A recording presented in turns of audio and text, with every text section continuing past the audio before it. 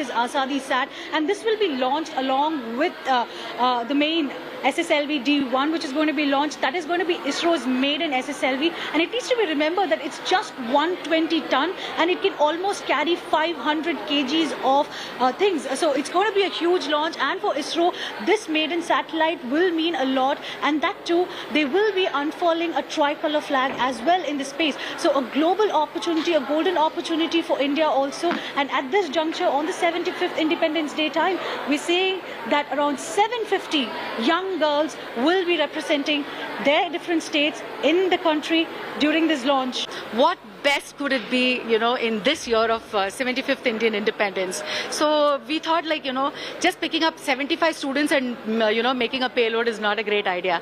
Why not bring in the entire country? Because it's Azadi. Independence is from the entire country. So we feel that. So picked up, I thought, let's involve Jammu Kashmir se leke Kanyakumari. This was called K&K project, and we started off from there. So that was a seed a year or a year and a half before it started brewing, and thankfully today we are here. It indeed was difficult, but this is a golden and rare opportunity which not everyone gets, and since we got this opportunity, we are very lucky, and we consider ourselves as, we are really pleasure that we got this chance. So I would really like to thank the government of India and to our whole team. So we were really highly excited and elated when we got to know about this project, so we really are optimistic about the launch. We are all very grateful to Mr. Prime Minister that he gave us such an opportunity that all the girls are able to get hand-on experience on making miniature satellite. I'm very thankful to Kesan ma'am, Niti Aayog and ISRO for giving us this opportunity. So, creating scientists as young as possible and bringing space closer to them, easily and accessible to everyone is the mission and vision for the Space Kids India, and I'm really proud and happy to be a part of it. Akshaya is joining us from Chennai for the very latest on this. Akshaya, the countdown has truly begun. What time is the launch and how many minutes to go?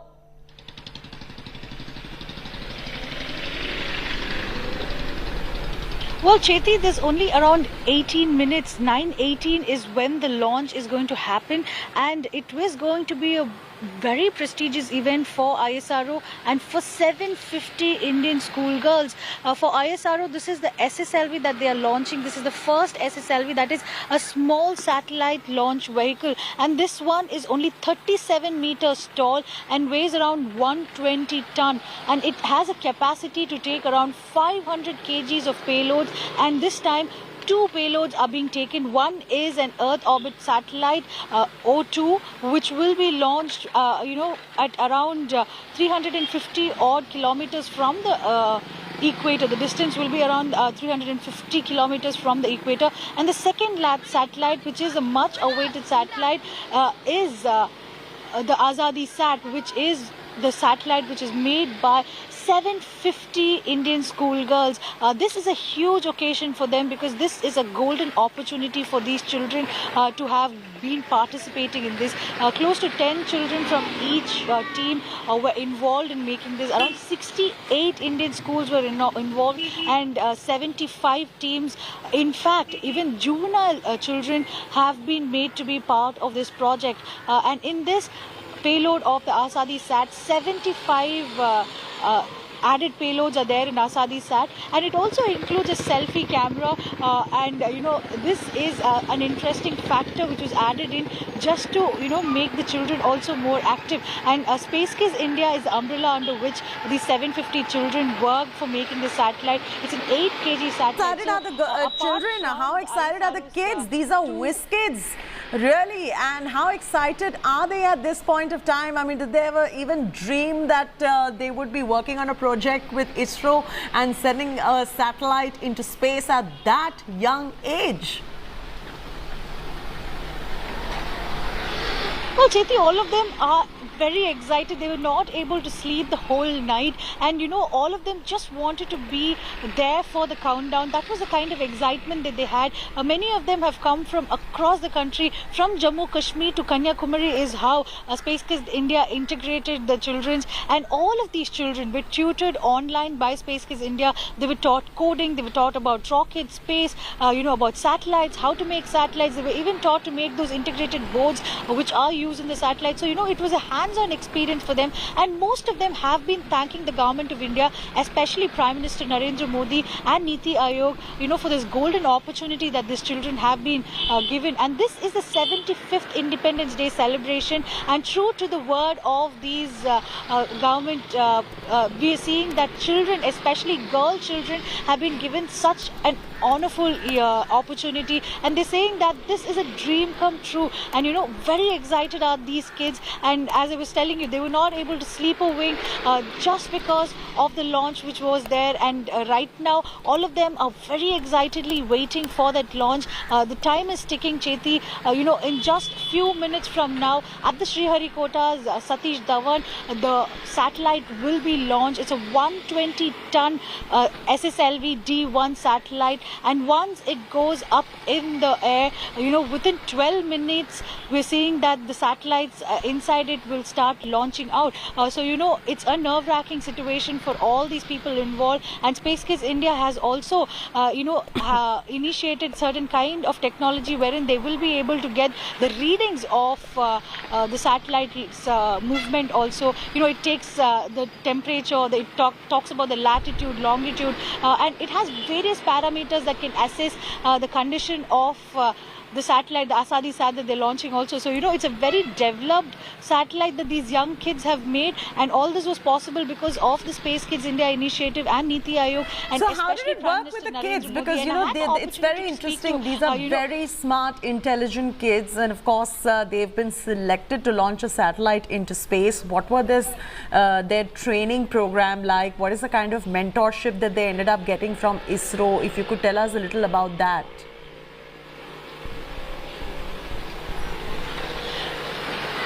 Cheti, the entire event was planned by Space Kid India in initiative with Niti Aayog. Niti Aayog was the one who helped them reach out to all, government schools and very remote schools, because, very importantly, a lot of rural children are participating in this event. Around 750 kids from across the country, as I was mentioning you, from Jammu and Kashmir till Kanyakumari. The entire stretch has been covered by this initiative, and in this what they were doing is that for the last 3 months the children have been actively working on this project. They were continuously trained and taught by Space Kids India's team, wherein they were taught about coding, they were taught about the basics of space and rocket science, and also about satellites and how to develop them. And then these codings, they were made to develop different boards which are used in the satellite. And that initiative, they had to do the coding, send it back to Space Kids India, who were doing the trial test for them, and then sending it back if there were any errors. So it was a back and forth event, and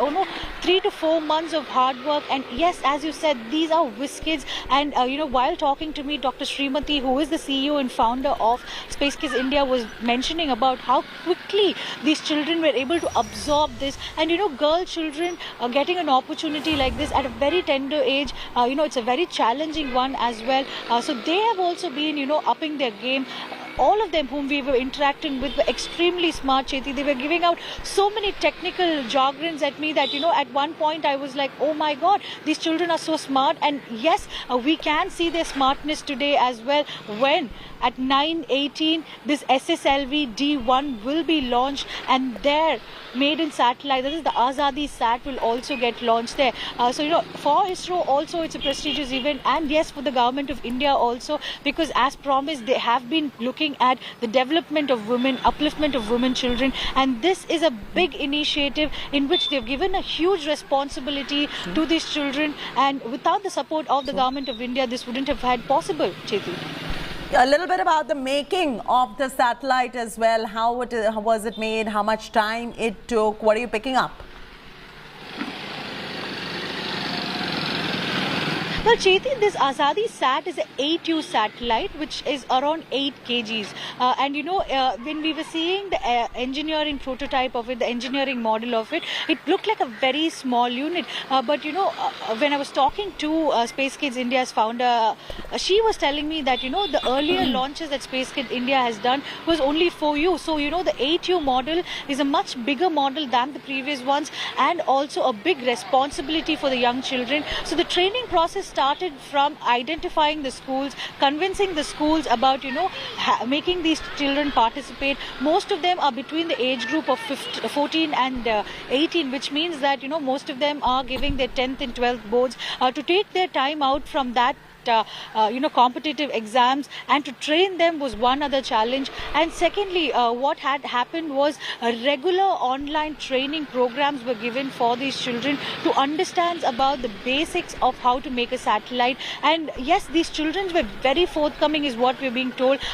Very tough coding languages are also being taught to these children, which could help them make the satellite also. And yes, Space Kids India with its back-end team had helped in coordinating and also ensuring that all the material that were coming from across these 75 teams from 68 odd schools from across India were integrated into one single component. And this 8 kg payload, that is the AzadiSAT, has around 75 payloads inside them. And very interesting factors also. There were pictures of around 3,000 children which are kept inside it. And similarly, Srimati was mentioning about how there are audio recognitions inside, audio commands can be given. Similarly, they have also a selfie camera attached to it. There were two purposes to it. One was to encourage these children, because the new gen children are all attracted towards selfies, and not only would that attract them, but the second thing was to understand the components which are there, how it's functioning. All those can be checked with the selfie camera, is what is the initiative of this. So very interesting approach was used. And most importantly, I just want to take a moment to tell our viewers that there are some live visuals that are coming from Sriharikota in Andhra Pradesh, from where this launch of the satellite is going to take place in minutes from now. And those are the live visuals. We're going to show you the satellite launch live on India Today TV. Akshay, if you could just walk us through the live visuals that are coming in at this point. How many more minutes to go?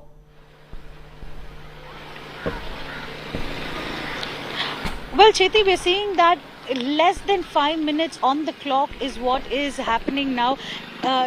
9:18 is when the launch is scheduled for, and this is a liquid propellant satellite, 120 ton kg satellite, is the SSLV-D1 satellite. So the countdown is on. Excitement levels are high here, not just among the children but also among the scientists who are here from ISRO, because this is a huge, even this is the smallest launch vehicle satellite that has been made by ISRO, and this is the maiden flight that they're sending it on.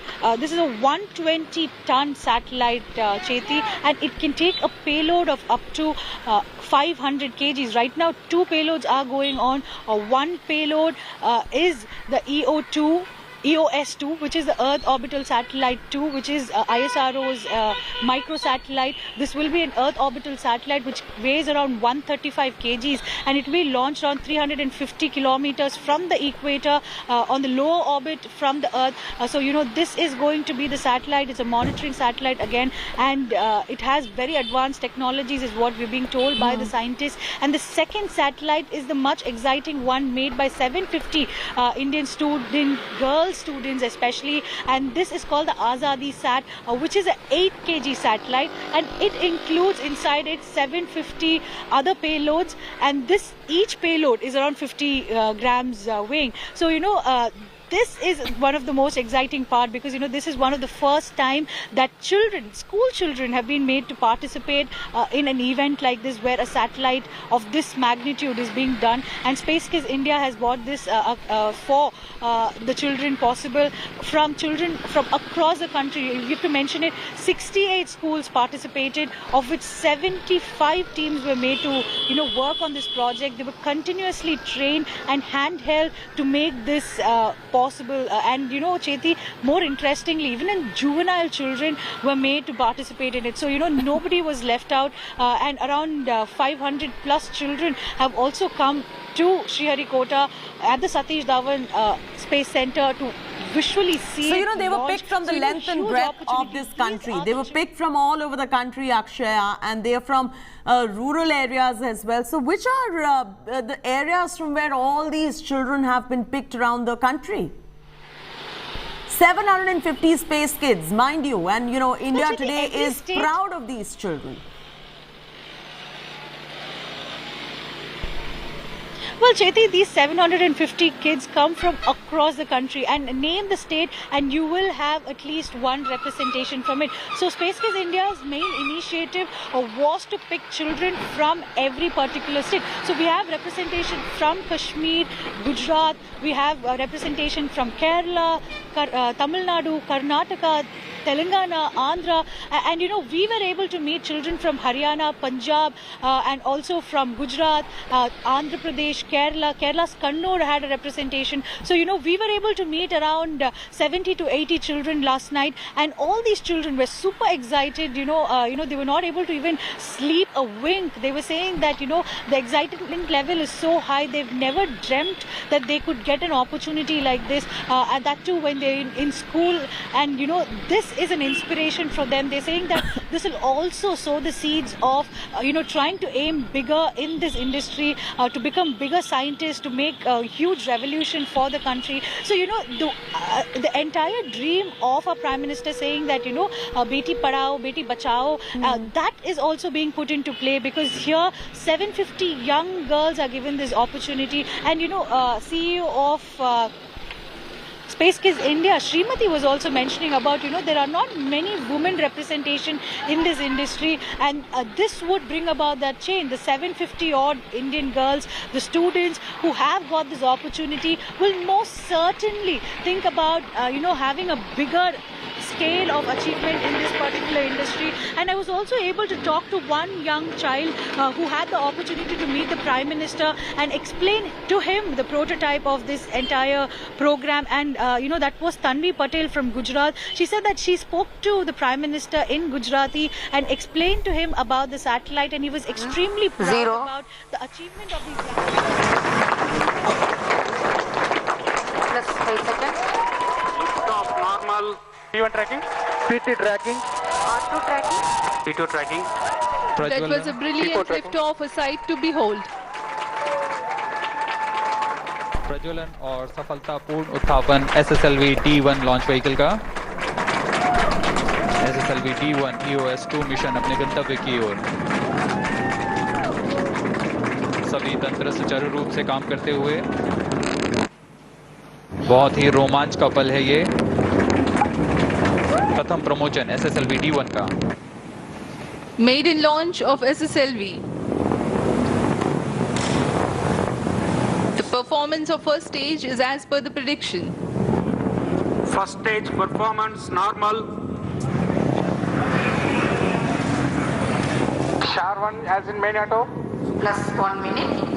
प्रथम चरण सामान्य निष्पादन करता हुआ। SHAR-2 as in main auto.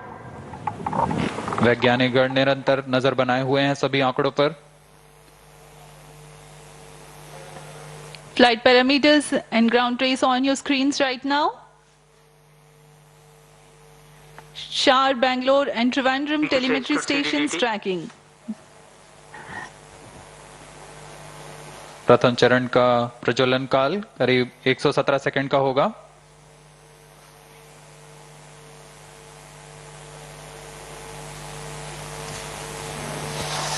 This 22.5 meter long stage is powered by HTPB based solid propellant, 87 tons mass. It generates a thrust of 2,600 kilonewtons.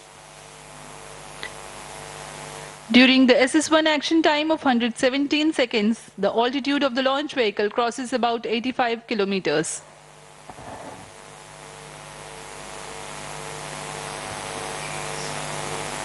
प्रथम चरण के सभी तंत्र सामान्य कार्य करते हुए। Second stage ignited. First stage separated. अभी अभी आपने सुना रेंज निदेशक ने घोषणा की द्वितीय चरण का प्रज्वलन हो चुका है तथा प्रथम चरण को पृथक कर दिया गया है। As per the announcement of the Range Operations Director, The second stage has started its operation, generating maximum vacuum thrust of 235 kilonewtons. द्वितीय चरण का प्रज्वलन काल करीब 200 Payload fairing separation. Joining us, Akshay, we saw that historic ISRO launch and AzadiSAT has been launched. We brought those live visuals for our viewers. This is marking the 75th year of Indian independence. ISRO with the AzadiSAT been launched, and interestingly this time around built by 750 girl students. Akshay, what a historic moment for the entire nation. The SS1 separation. Well, Chiti, this is a huge moment. The children are still excited. They're waiting for the payload to get separated from the satellite. At this point of time, the trajectory that we're seeing in the ISRO launch is as per planned. We're seeing that the precision with which, the SSLV-D1 satellite is going is as per plan. And even right now, we can see inside the ISRO Space Center, which is the Satish Dhawan Space Center, that all the scientists are sitting together. They're monitoring movement by movement, and monitoring systems from Trivandrum Space Unit and also from the Bangalore unit are also monitoring the movements of this satellite currently, and it's reached the outer space and the payloads are getting separated now is what we're being told. And it's a huge moment, Cheti, because this is the dream of not just 750 girl students who have participated in it, but it is also the huge dream that is being envisioned for the next generation of children who are dreaming of going to the space, who are dreaming of becoming a part of India's research in space and rocket science. So this is a huge event. 750 kids from across the country, from the length and breadth of the country, were made to participate in it. And AzadiSAT is an 8 kg payload satellite, and in that there are 75 other payloads which weigh 50 grams each, and interesting features have been incorporated, and all this is done by these young minds under the guidance and leadership of Space Kids India. So today is a huge event for them. We had seen how excited the children were, and as soon as the launch happened also, we could hear a loud round of applause going on inside the Satish Dhawan Space Research Center. So if just a few minutes from now we'll get confirmation as to how the payloads have worked, have they been launched successfully.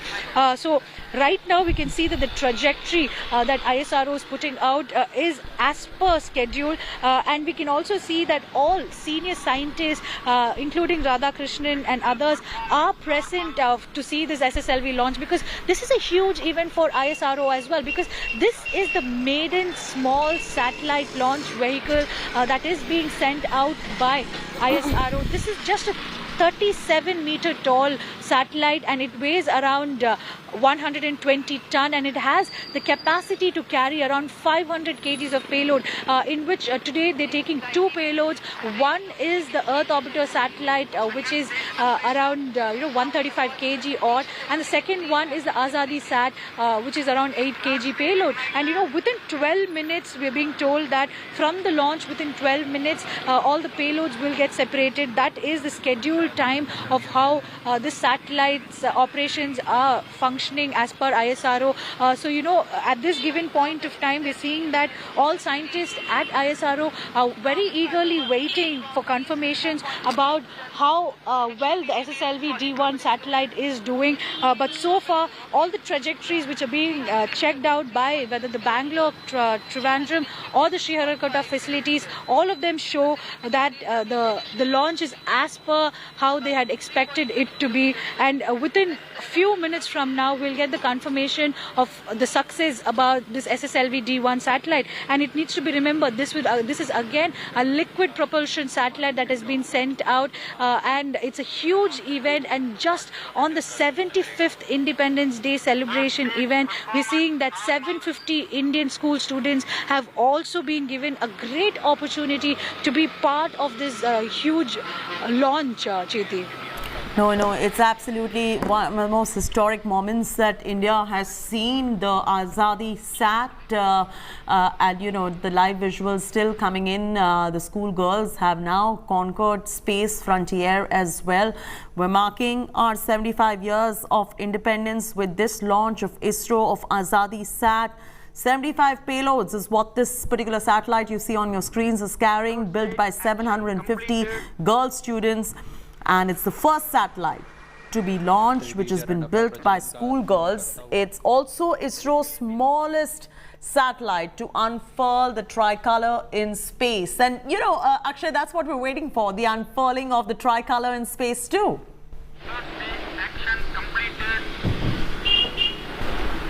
Well, Cheti, you know, this maiden satellite of ISRO, the SSLV-D1, it's a huge event. We can see that 9 minutes and 25 seconds have passed since, you know, the payload, the satellite was launched from Sriharikota. So we're still waiting for confirmation on all the trajectories going on. But yes, as you said, unfurling of the tricolor in space, that too just ahead of the 75th Independence Day celebrations, is a huge event. And we can see that all senior scientists of ISRO, you know, the former ISRO chiefs, all of them are present inside the Satish Dhawan Center right now, monitoring how this event is going about. And yes, for these young girls who have come there, this is a hands-on experience, not just were they able to, you know, create that satellite that will be launched today, but they were also able to see how the functioning of the ISRO happens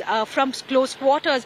So, you know, it's a huge opportunity, and all this is thanks to the Modi Sarkar at this given point of time, because we can see that most of these children whom we spoke to were very grateful to Niti Aayog and Prime Minister Narendra Modi, and they were continuously talking about how this opportunity was something that they never dreamt about. But now we need to remember, as former President, you know, APJ Abdul Kalam, also a space scientist, used to say, dream and dream should not make you sleep, but then dreams are the ones that should always make you stay awake and work towards that. And that's exactly is what these children are now doing, you know, walking in that path of dreaming big and also making that achievement of making that AzadiSAT. You know, over a year, Space Kids India has been working on this project. They had been working along with Niti Aayog and different departments of the government to identify these children from across the country, even from the rural parts, even juvenile children. All of them have been incorporated in this mission,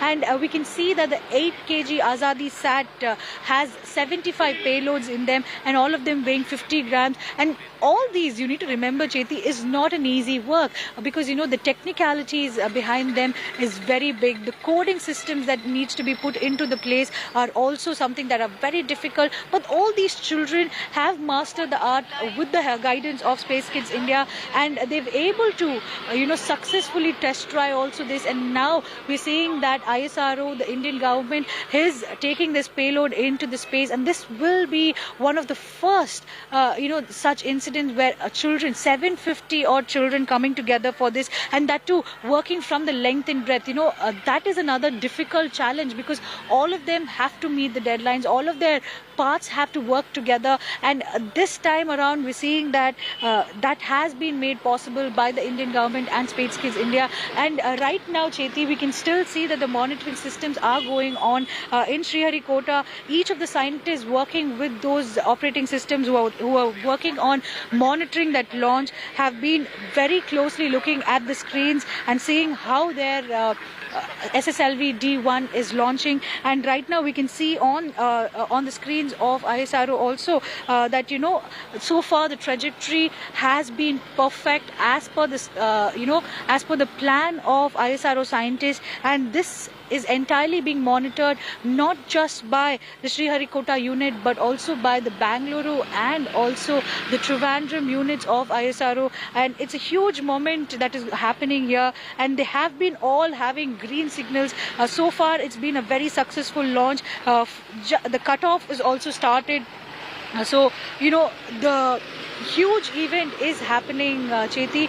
2 satellite payloads have been sent along with the SSLV-D1. This is the maiden SSLV-D1 which is being launched by ISRO, and it's just 120 ton. Imagine it. It's just 37-meter tall, 2 meters in diameter, and this small satellite is carrying a payload with a capacity around 500 kgs. But right now we have only sent 135 plus another 8, so 140 plus odd payload is all that we have sent. But so far it's been a very successful launch. It's a moment of pride for the ISRO scientists as well as the 750 kids who are still nervously waiting to know about the end result of this. But so far things have been going on in the right track, Cheti. Yes, absolutely, and these are proud kids of the country. Who would have imagined at such a tender age they would be launching a satellite into space, and that is a big moment of pride on the 75th year of India's independence.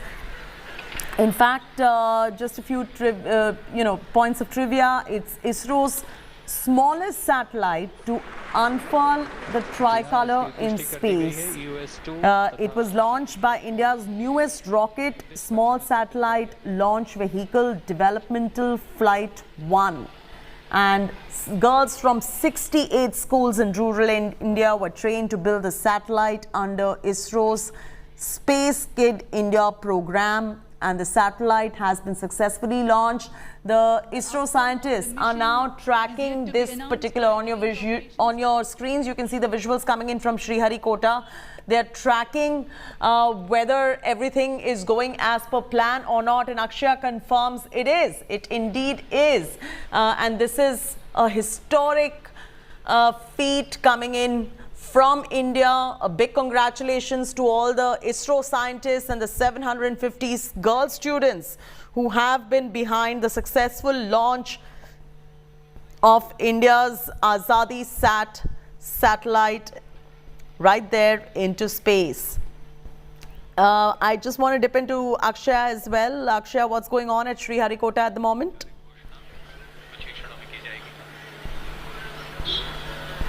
Cheti, what we're seeing is that even right now the monitoring systems are on. There's a lot of cheer that is going on for the so far successful event, and we're seeing that scientists are also eagerly looking at the trajectories to confirm that every step has been properly done. Because launching a satellite is not an easy task, Cheti. We've seen several developed countries failing at it, but India has had one of the highest success rates so far as far as satellite launches are concerned. And we can see here right now inside the Satish Dhawan Center, all the scientists have stood up, and they're standing close to the monitoring system. They're looking at the big screens just to see how the whole process is going on. This is the last few minutes of the launch and the separation of the satellite that is happening there, and the payloads will be separated at different junctures.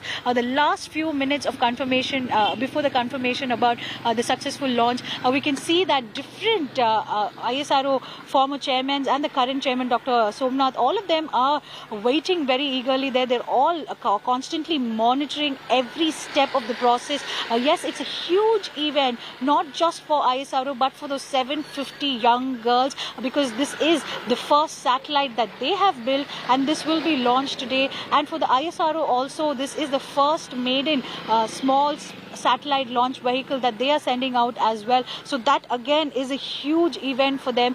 So Cheti, we have to tell you this, the Satish Dhawan Space Research Center has launched many successful satellites in the past, but this one will be really special because this is an SSLV-D1 that they have been working on for quite some time, and secondly because this also has a representation of the young girls of India. These young girls will be the future of the country, and many of them might even get a place in these ISRO facilities in the future. We can see on the screens from the ISRO facilities that all of them are even now very eagerly. Akshay, continue to be with us on these visuals that are coming in live. We're slipping into a very short commercial break. Lots more coming up on the other side. Stay with us.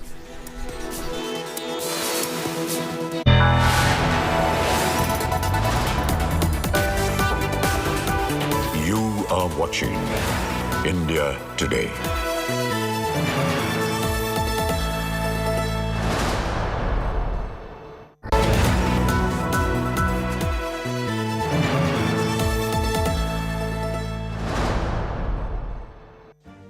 Make your media plan smarter with India Today Live TV on your connected devices. Amplify your brand with 100 million smart internet viewers. To advertise, mail us at sales@AzadiSAT.com or call 9999892171.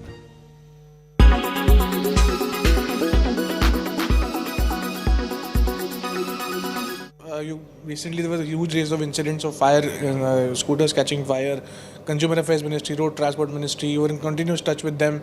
The issues has of course died down now with summers getting to a close. What really happened, sir, is I'd like to ask, because the consumers would want to know what really happened, and was there an issue with the battery cells, the battery chemistry, what really went wrong?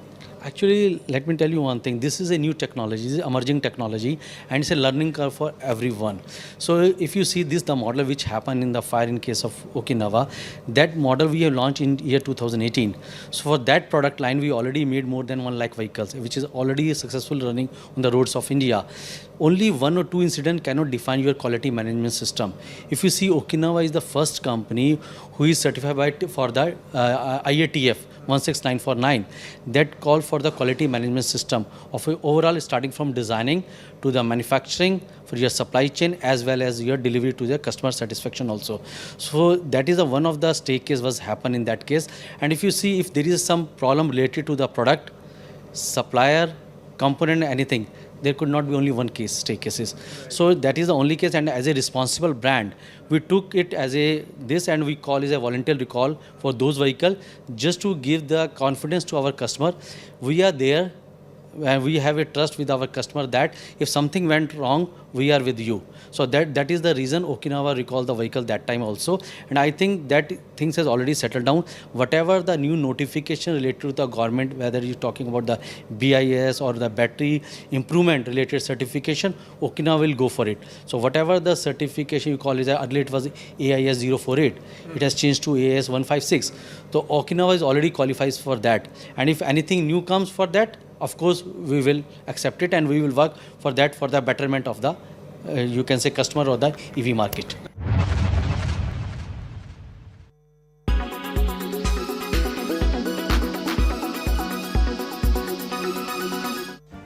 Make your media plan smarter with India Today Live TV on your connected devices. Amplify your brand with 100 million smart internet viewers. To advertise, mail us at sales@AzadiSAT.com.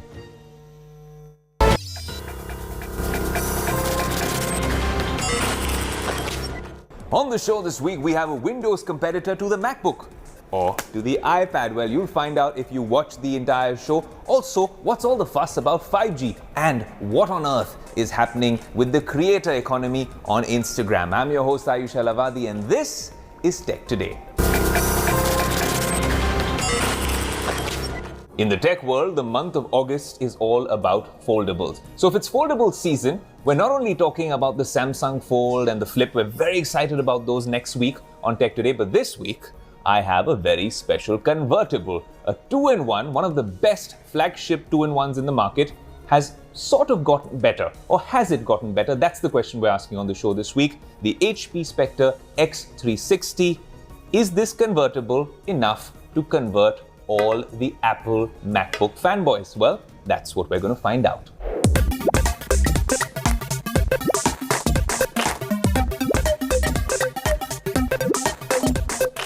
Now, as a daily driver, I use an iPad Air with a Magic Keyboard. You can say that that is not the most efficient, productive setup, but it works for me. And I do this show from that particular device as well. But I think that's mobile, it's compact, and you can travel with it. For a lot of people, this is a very fascinating form factor.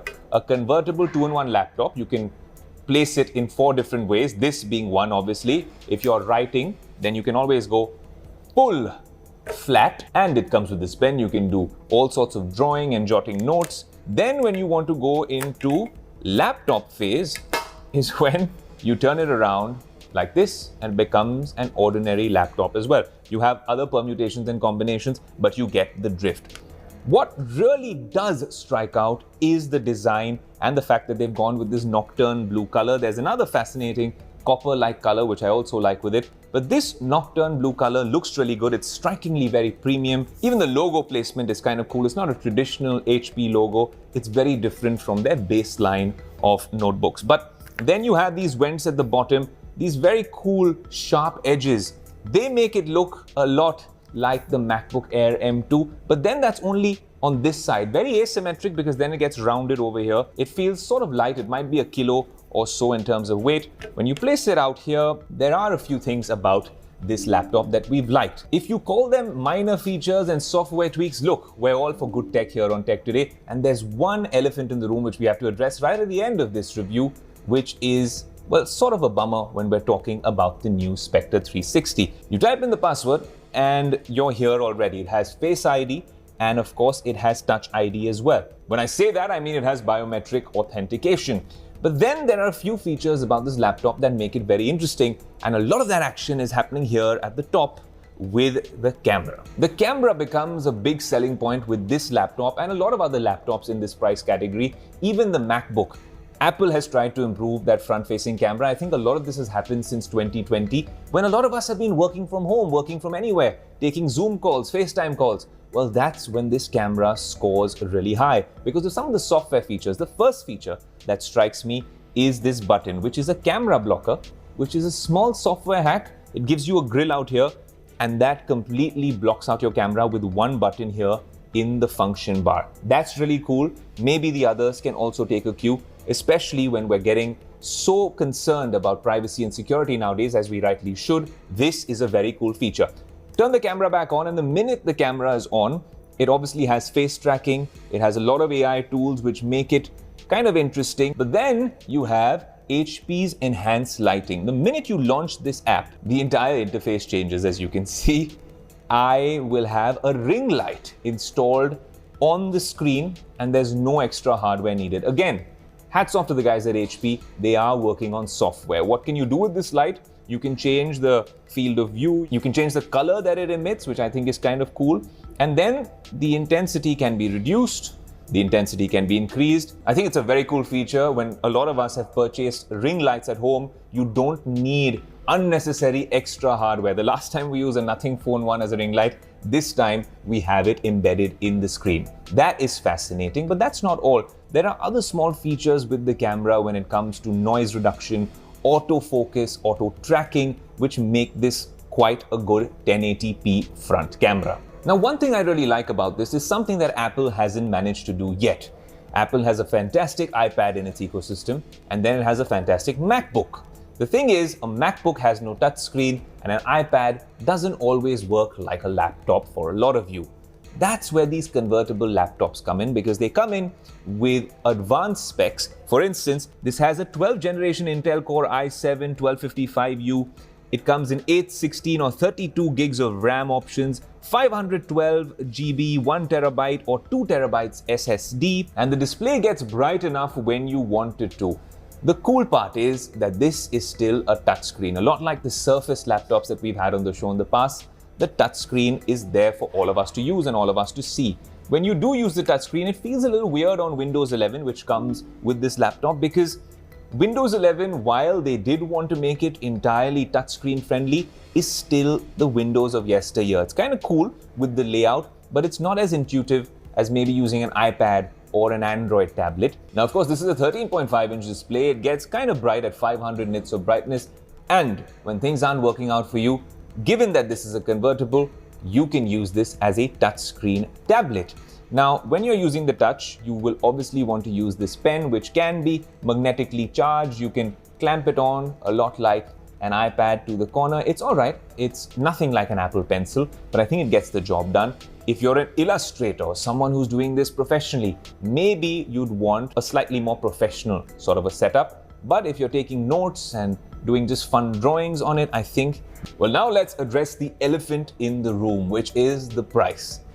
This is a premium laptop by any degree, but premium does not come for cheap. If you want to use this as a tablet, you want to use this as a laptop, you want this 13.5-inch vibrant display, it comes at a price that starts at 1,29,000 rupees. Now that is a lot of money for a laptop, and it becomes a lot more money when you're comparing it to the ultimate OG in this space, if you're okay with that software, which is the MacBook Air M2. Something we had on the show a couple of weeks ago, first on Tech Today, and we told you what it is capable of. That is a monster of a device, and it's nearly 1,20,000 rupees. There's a lot of schemes in the market which would make that a lot more affordable. Even the MacBook Air M1 is in a league of its own when it comes to processing and computing power. This, with the 12th gen Intel chipset, does a fairly decent job if you're using it for basic things, but you're going to spend a lot of money, and at 1,20,000, 1,30,000, anything above 1,20,000 rupees, you would want an absolute monster. Well, let me sum it up for you. If you're on the market for a laptop and a tablet, or a 2-in-1, and you're okay with Windows, then this is one of the top premium offerings. A lot like the top-end Microsoft Surface laptops. But if this is not your thing and you want to spend anything upwards of 1,20,000, remember, you are getting into the MacBook Air M2 range, and that is an absolute beast of a machine. The choice is all yours. If you've been tuned into the news of late and you've heard all the updates about 5G, the spectrum auction, the winners, the bidders, sub-6 gigahertz, low to mid bands, all these frequencies can really confuse you when it comes to all that lingo. We at Tech Today want to break it all down for you. Over to you, Nabila. That's right, Ayush. In fact, I've been doing some research here, and since there's so much being said about what 5G can really do, I thought it's important here to explain the tech perspective on this show. 700 megahertz, 1800 megahertz, 26 gigahertz. What are all these numbers, you may ask?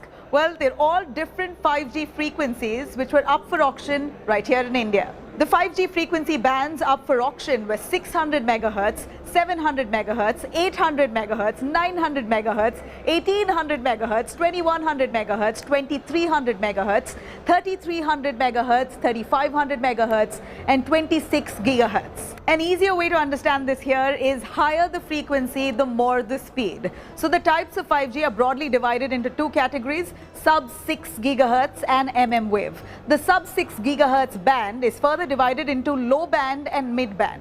This low band operates very similar to 4G and in practice would give you a slightly better experience than your existing 4G connection. It's about to get interesting here with the much sought after mid band, so do stay tuned. This is a band where you can get speeds of up to 900 Mbps for a few blocks and works both indoors and outdoors. The best part about this band is the fact that no new infrastructure is really needed, and telecom companies and hardware providers can tweak this existing 4G infrastructure for this, which makes it a lot more cost effective. And then there's MM wave, or what we call the big boys band. Okay, maybe that pun didn't quite work here as planned. But moving on, if 5G is all about ultra-fast speeds and low latency networks, this band is where the magic really happens then. On paper, MM wave spectrum promises speeds of up to 10 GB per second. But in practice, we could at least expect a fraction of that, which would be still exponentially better than what 4G speeds really provides that we currently enjoy. Also, these signals are easily blocked off by walls and trees, hence providing limited coverage area. And FYI, there aren't too many smartphones yet that you can buy which support this type of 5G for now. It is important to note that the middle band of 5G is really where the sweet spot lies for Indian telecos and tech companies, because it has the optimum mix of high speed and good range or coverage for consumers. The middle band offers mind-boggling speeds of 250 to 700 Mbps, which is a huge upgrade from our current 4G experience. So if you are looking at buying a new smartphone and are already on Jio, Airtel or Vi networks, then it would be worth your while to check out which band of 5G offered on that device is really compatible with the coverage offered by your network. Let's just say there are interesting times up ahead with 5G, and we're here to keep you updated on Tech Today. Well, I hope you've been enjoying the first half of the show, because after this short commercial break, we'll be talking about what's happening at Instagram, why are creators so confused, and we have a special Tech Today surprise as well. Don't miss it.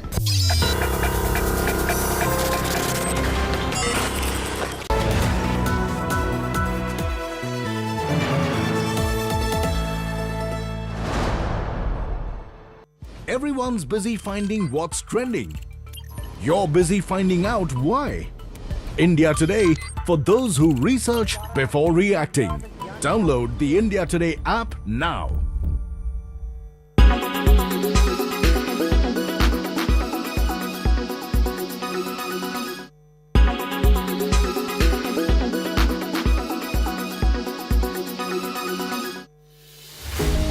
With every sunrise comes new beginnings, new opportunities and new stories. And that's why we're first up. While you're sleeping, we're hard at work to ensure you get the perfect news shot every morning. Get you all the updates. Our morning mission to get you news that's fresh and packed with flavor. Watch First Up every weekday morning with me, Akshata Nandagopal, right here on India Today. Make your media plan smarter with India Today Live TV on your connected devices. Everyone's busy finding what's trending. You're busy finding out why. India Today for those who research before reacting. Download the India Today app now. Make your media plan smarter with India Today Live TV on your connected devices.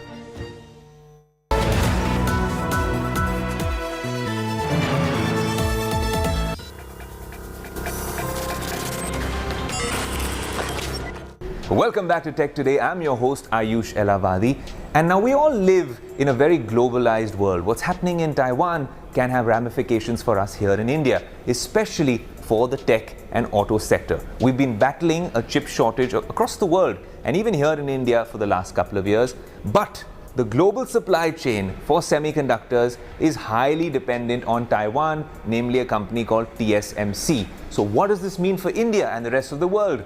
Here's a special report. Just as the Indian auto industry was emerging from its worst slowdown ever, there are fears the semiconductor supply crisis could return.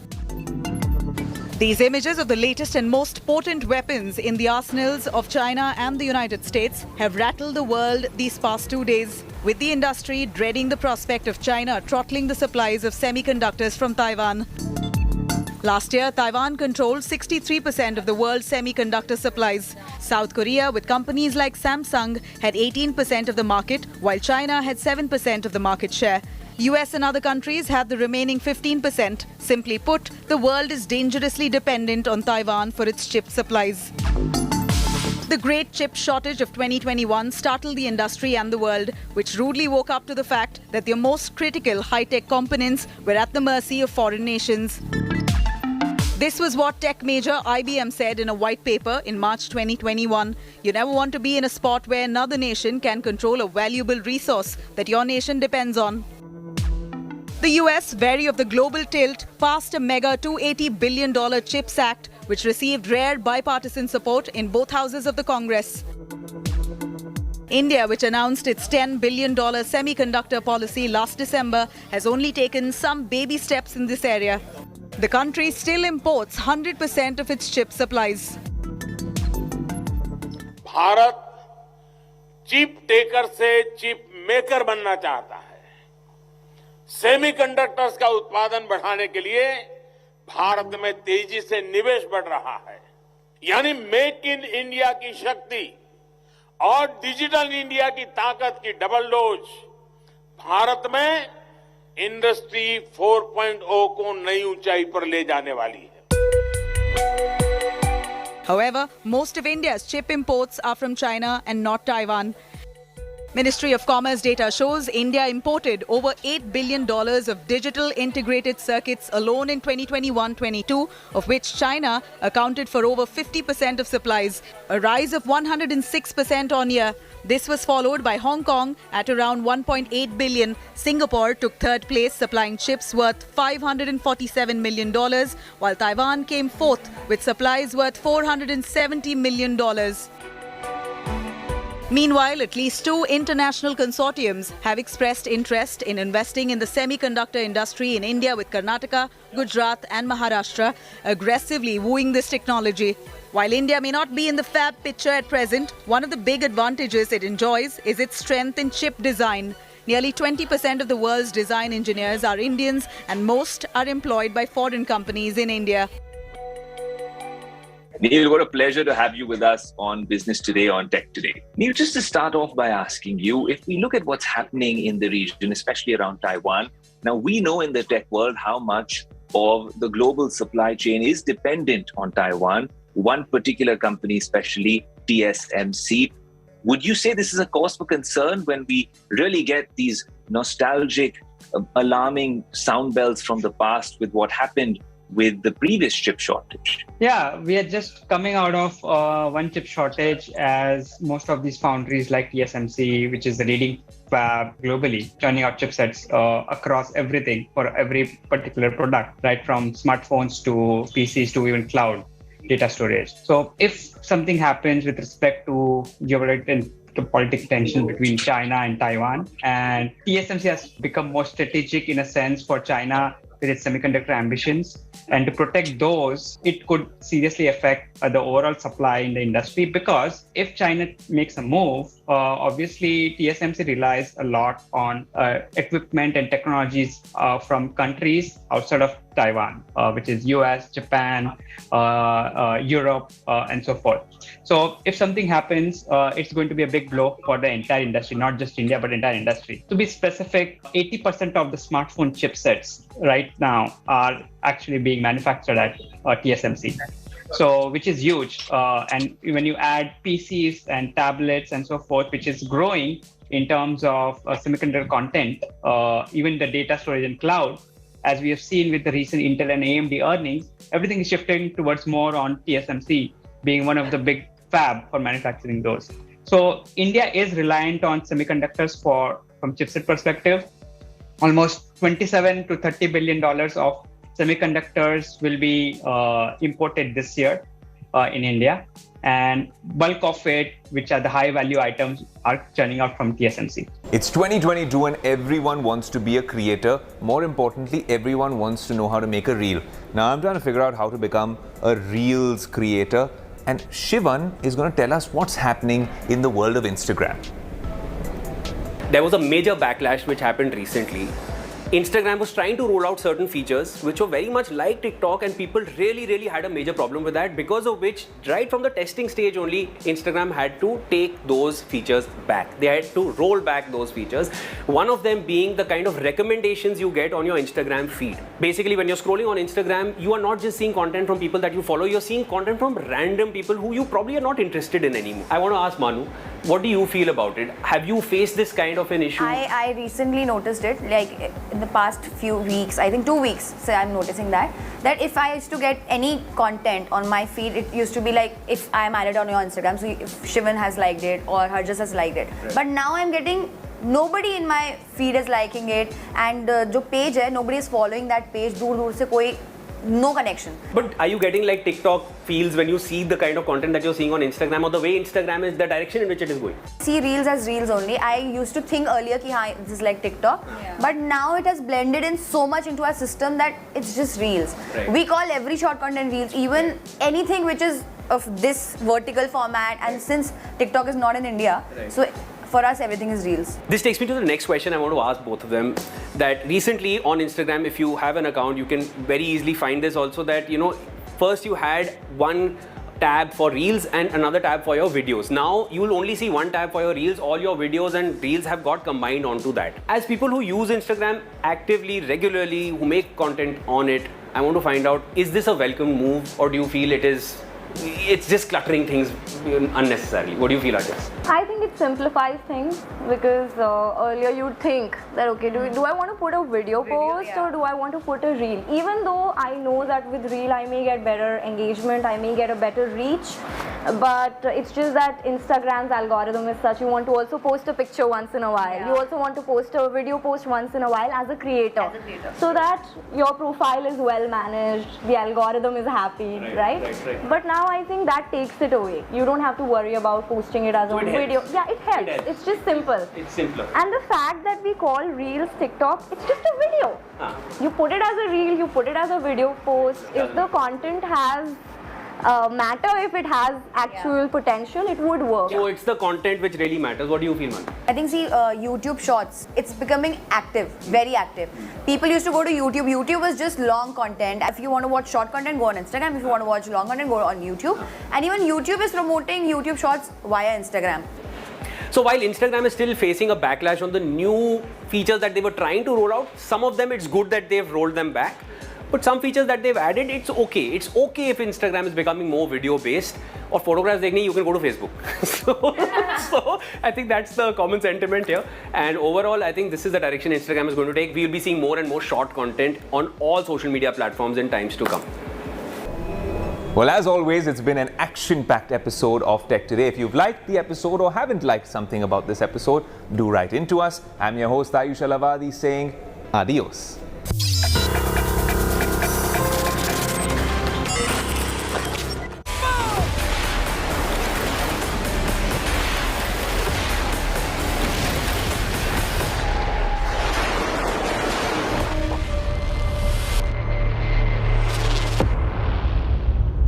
Top newsmakers from Taiwan and the United States join me on the news track tonight as we look at mounting tensions between China and Taiwan. China firing missiles for the first time above the Taiwan island in waters just off Taiwan, tension higher than it has been. Where could this dangerous situation go next? That's my top focus on the news track tonight.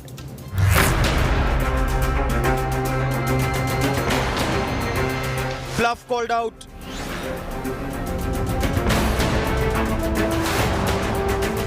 Dragon bares its fangs. Temperatures rise over Taiwan. Will China escalate even more? What's the global risk? Top American political scientist Ian Arthur Bremer, exclusive on Newstrack. Senior Taiwan Member of Parliament Wang Ting-yu will be joining me in just a moment live from Taipei. But before that, let me take you through all that's happened on a very busy Thursday. With its bluff being called out, the Dragon is now breathing fire. Hours after US Speaker Nancy Pelosi left Taiwan, China has blasted off its missiles and launched its long-range rockets into the waters surrounding Taiwan. Since early this morning, massive Chinese military exercises are underway. Taiwan says 11 PLA Dongfeng ballistic missiles were fired. The Chinese military is going to flex its muscles for the next 3 days, and then there is a very real fear of an even bigger escalation.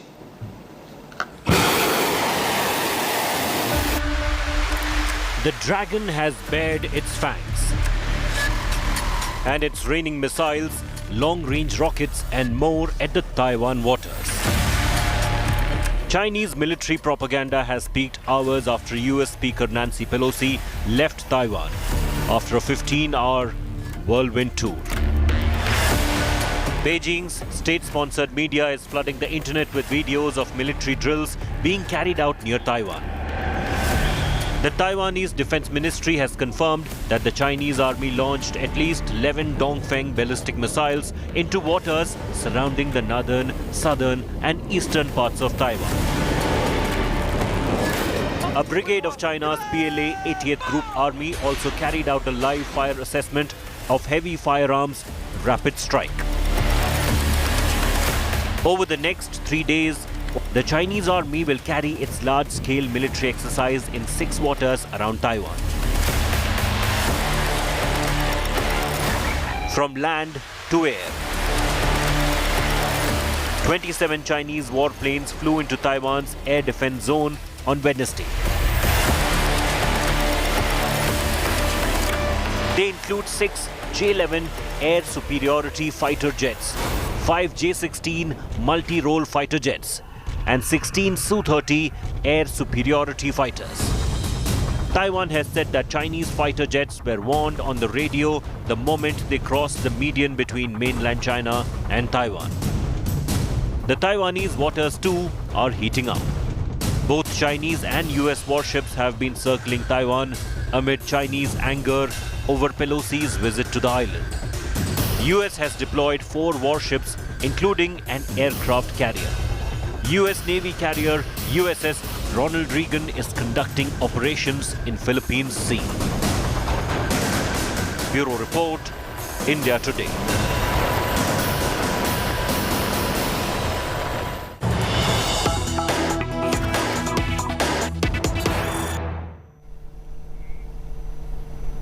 To get a sense of what people in Taiwan think of the mounting tensions between Taiwan and China, we're joined on this broadcast by Wang Ting-yu, Member of Parliament in Taiwan, member of the Foreign Affairs and National Defense Committees, one of the most prominent legislators from Taiwan. Thank you very much, Mr. Ting-yu, for joining us on India Today. It's my honor to be here. Thank you for inviting me here. And before I start, I must just say that every person watching, and I say with a lot of confidence, in India, stands at this moment with the people and the country of Taiwan. So, we're all looking at what's happening with a lot of concern, and the people of India support the people of Taiwan and their cause quite strongly. Yes. Today there are 11 missiles shot by China toward Taiwan into 3 different places, northeast of Taiwan and southeast of Taiwan and the east. Although it's a little bit far from Taiwan island itself, but it's a first time since 1996 China they launched the missile toward Taiwan. So the situation is a little bit intense right now, but we have confidence we can keep the situation under control. But given just the size of the opponent and the difference in the military and economic capabilities of China and Taiwan, what gives you this confidence? We're seeing how the people in Ukraine are so heroically fighting back against Russian aggression. But how is it and why is it that you have confidence that against a country that thinks of itself as the new world superpower, that the people and country of Taiwan can stand up and fight back and at least stare the dragon in the eye? Yeah, my dear India friends, Taiwan, we have faced China's threat for decades. Chinese threat, military threat, is real, concrete, huge, day after day, every day. So some people ask Taiwanese people, say, is that worth to let Pelosi visit Taiwan than China using military to bully Taiwan? And our answer is, no matter who is visiting Taiwan, China is using their military force to threaten Taiwan every day, every day. So even Pelosi is not visiting Taiwan. Chinese fighters harass our southeast ADIZ every day. So first of all, I have to say, something can be compromised, but something cannot be exchanged for peace. For example, if Taiwan allow China has a right to approve who can visit Taiwan, who cannot, how Taiwan engage the international society? If we allow China has a veto right, or if we allow China has a right to approve it or not, then Taiwan will enter a situation of a catastrophe.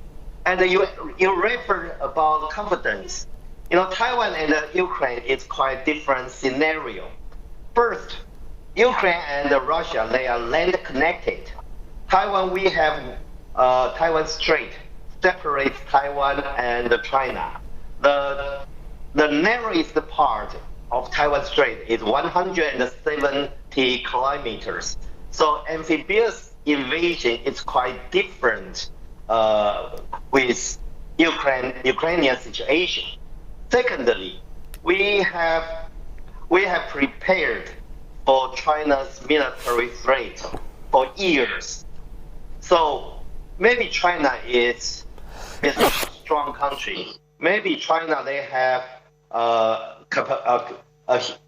very powerful military force. But Taiwan, we are trying to protect our homeland.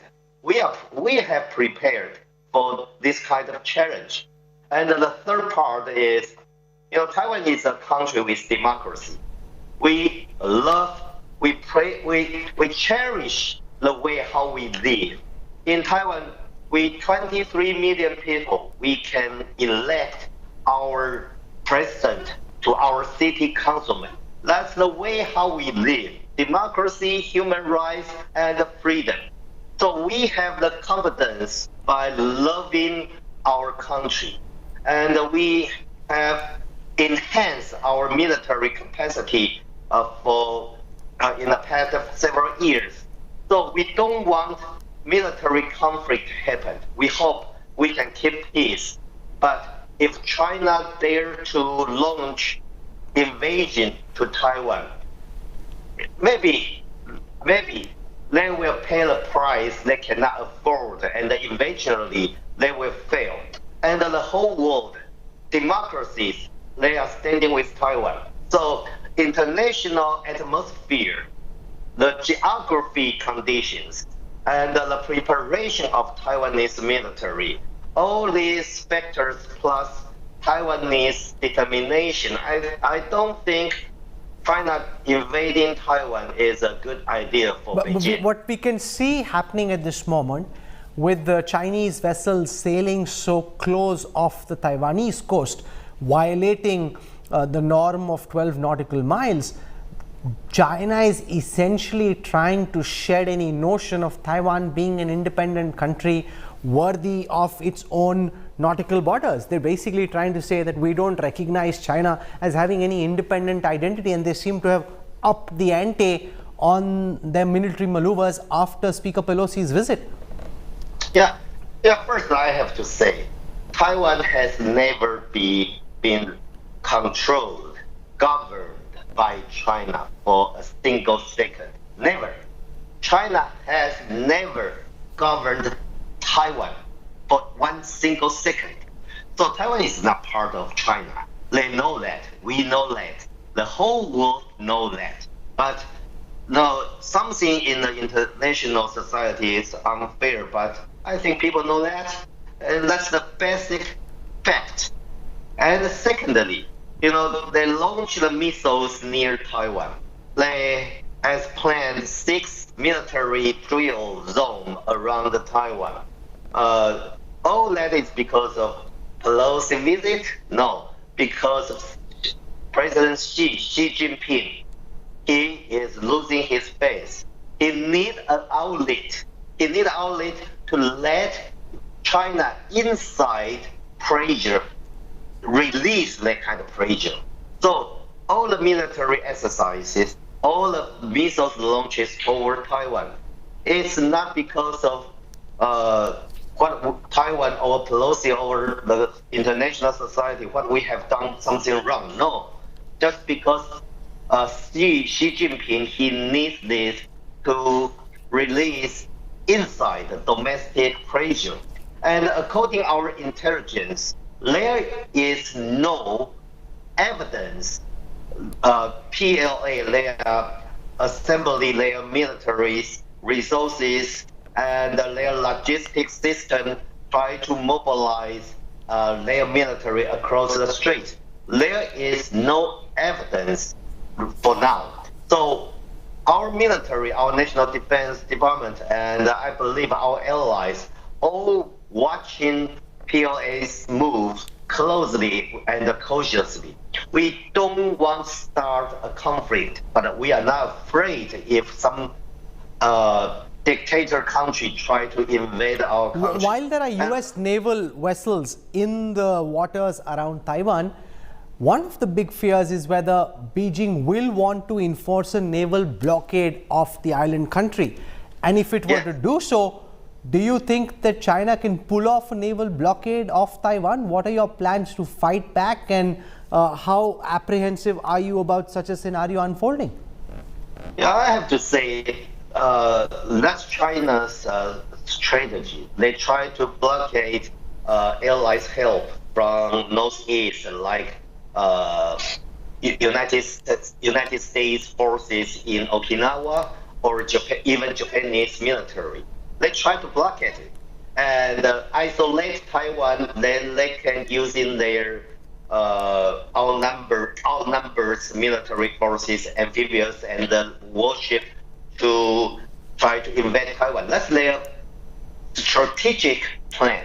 However, they don't have enough capacity to carry out this right now.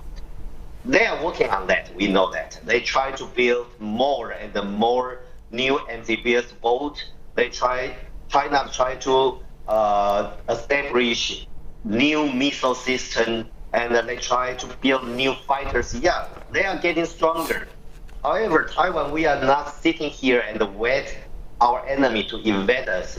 We try to using our budget to build asymmetric capacity to defend our country. And in the past 5 years, under the leadership of our President Tsai Ing-wen, we have reorganized and enhanced our military capacity. And we have a lot of cooperation with our allies, such as the United States. So if China try to block Taiwan's the near ocean, I think that's their plan, but they have no enough capability to carry it out. While Speaker Pelosi came to Taiwan, President Biden didn't seem so enthusiastic. He even said publicly that the American military was advising against this visit. So it almost seems as if an 82-year-old speaker went despite the president from her own party asking her not to. How confident are you, if push comes to shove, that the United States will shed its strategic ambiguity and indeed come to Taiwan's military aid? Yeah, that's a good question. First, to protect our country is our own responsibility. Taiwan survive cannot rely on international friends' help. With friends' help, that's good, but our preparation and our Taiwanese strategy is to defend our country even without foreign help. So that's our best design for this. And do we have confidence for United States to give us a hand? We don't calculate that, but we do know Taiwan is important. We are in a very key position in the first island chain. If China take over Taiwan, Japan, 90% of their resources, their power supply transportation line need to pass through the sea around Taiwan. So if China dominates Taiwan, then that means Japan needs to rely on Chinese mercy to have their power supply. Secondly, if the democracies lose Taiwan, China take over Taiwan, that means first island chain will be disappear. Then United States need to move back to Guam, even Hawaii. So Taiwan is important. But also in supply chain, our semiconductor industrial, in a lot of fields, Taiwan is a key supplier to the world. So we do prepare, we do want to protect, it's our own responsibility. However, I don't think to sit and watch China invade Taiwan meet international interest. And my last words is about Biden review about their Pentagon evaluation about Pelosi's visit. You know, if China intimidates United States in public, that will be a stupid tactic. If China try to use a military way to scale Pelosi visit away, they need to do that in private. If that goes public, November as there will be an election in United States. So if this situation goes to public, it's like to negotiate with terrorists. So when Biden speaks to the media, say, yeah, Pentagon evaluation, maybe it's not a good idea right now. It's kind of evaluation. Pentagon won't interfere political decision in United States. So to reveal that kind of information, what's the purpose? I have no idea, but I do know, including Biden, President Biden, and the bipartisan in Capitol Hill, Taiwan do have strong link, do have strong connection with United States. We trust our friends, but we depend on ourselves to defend my country. And finally, You know, India and Taiwan are aligned in many ways. You've got China aggressively flexing its military muscles around Taiwan, and they're doing the same along the line of actual control. And India fighting and pushing back in quite the same way that Taiwan is. Where do you see the India-Taiwan relationship go from here? What are your expectations from the government of India at this time and the people who are watching you? You know, in Taiwan, we do think India is a great country. Now, there are only two countries, their population more than 1 billion, India and China. And India is a country with democracy. It's not easy. So when India facing your borderline conflict with China, Taiwan has so-called Taiwan Strait conflict with China. We all are facing this kind of threat, but we keep our democracy and we develop our technology and our economy.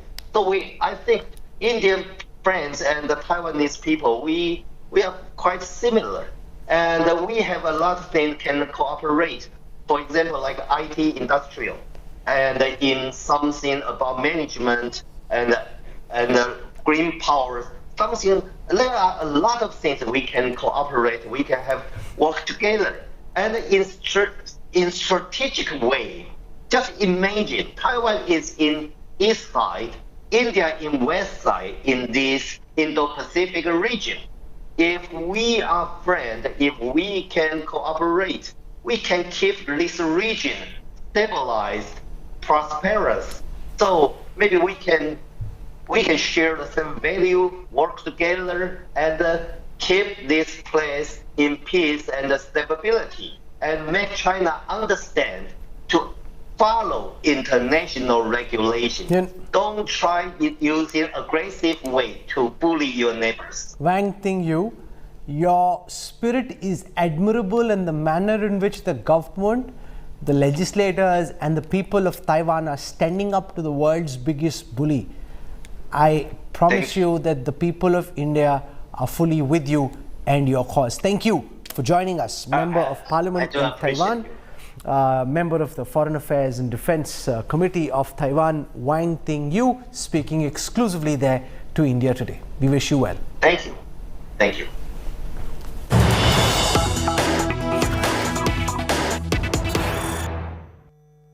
The big question is, what might happen next? Is a Chinese invasion of Taiwan likely? India Today's Gaurav Sawant decodes the various scenarios that could play out on the seas and in the skies. After Nancy Pelosi's visit, the situation between Taiwan and China is red hot. The Chinese President Xi Jinping had warned the United States, don't play with fire. Is that fire now spreading? What could happen? The encirclement of Taiwan, live fire drills, fighter jets crossing the median line. But is that just the beginning?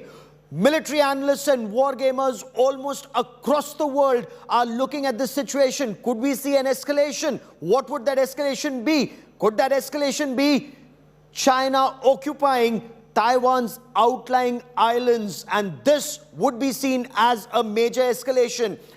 Occupying some of these islands and then looking at the scenario developing. Some of the experts and analysts have warned this could lead to artillery duels, the use of long-range artillery, the use of missiles, the use of air power. Live-firing drills already between the 4th and the 7th are on. Chinese warships could then enter the Taiwan Straits and cross the median. That again would be a cause for grave concern. Warships and fighter jets. China could well block Taiwan from reinforcing its islands, its forces on ground. Again, a cause for concern. Now, what would Taiwan do in such a situation? Would Taiwan then use its missile batteries? Taiwan has very effectively deployed its batteries for the protection of its main island. Could those be activated? And would this then lead to further escalation? Remember, China has already said it will not wait indefinitely for reunification of Taiwan with mainland China. Does that mean the use of force and escalation in that use of force? Would that timeline be shrunk. They will not wait till 2049. It could happen within the next 18 to 24 months is one appreciation. Once you encircle Taiwan, you restrict ships coming in, you restrict the airspace. This could actually lead to more Chinese warships encircling Taiwan. Some of it has happened, more barriers being put in place.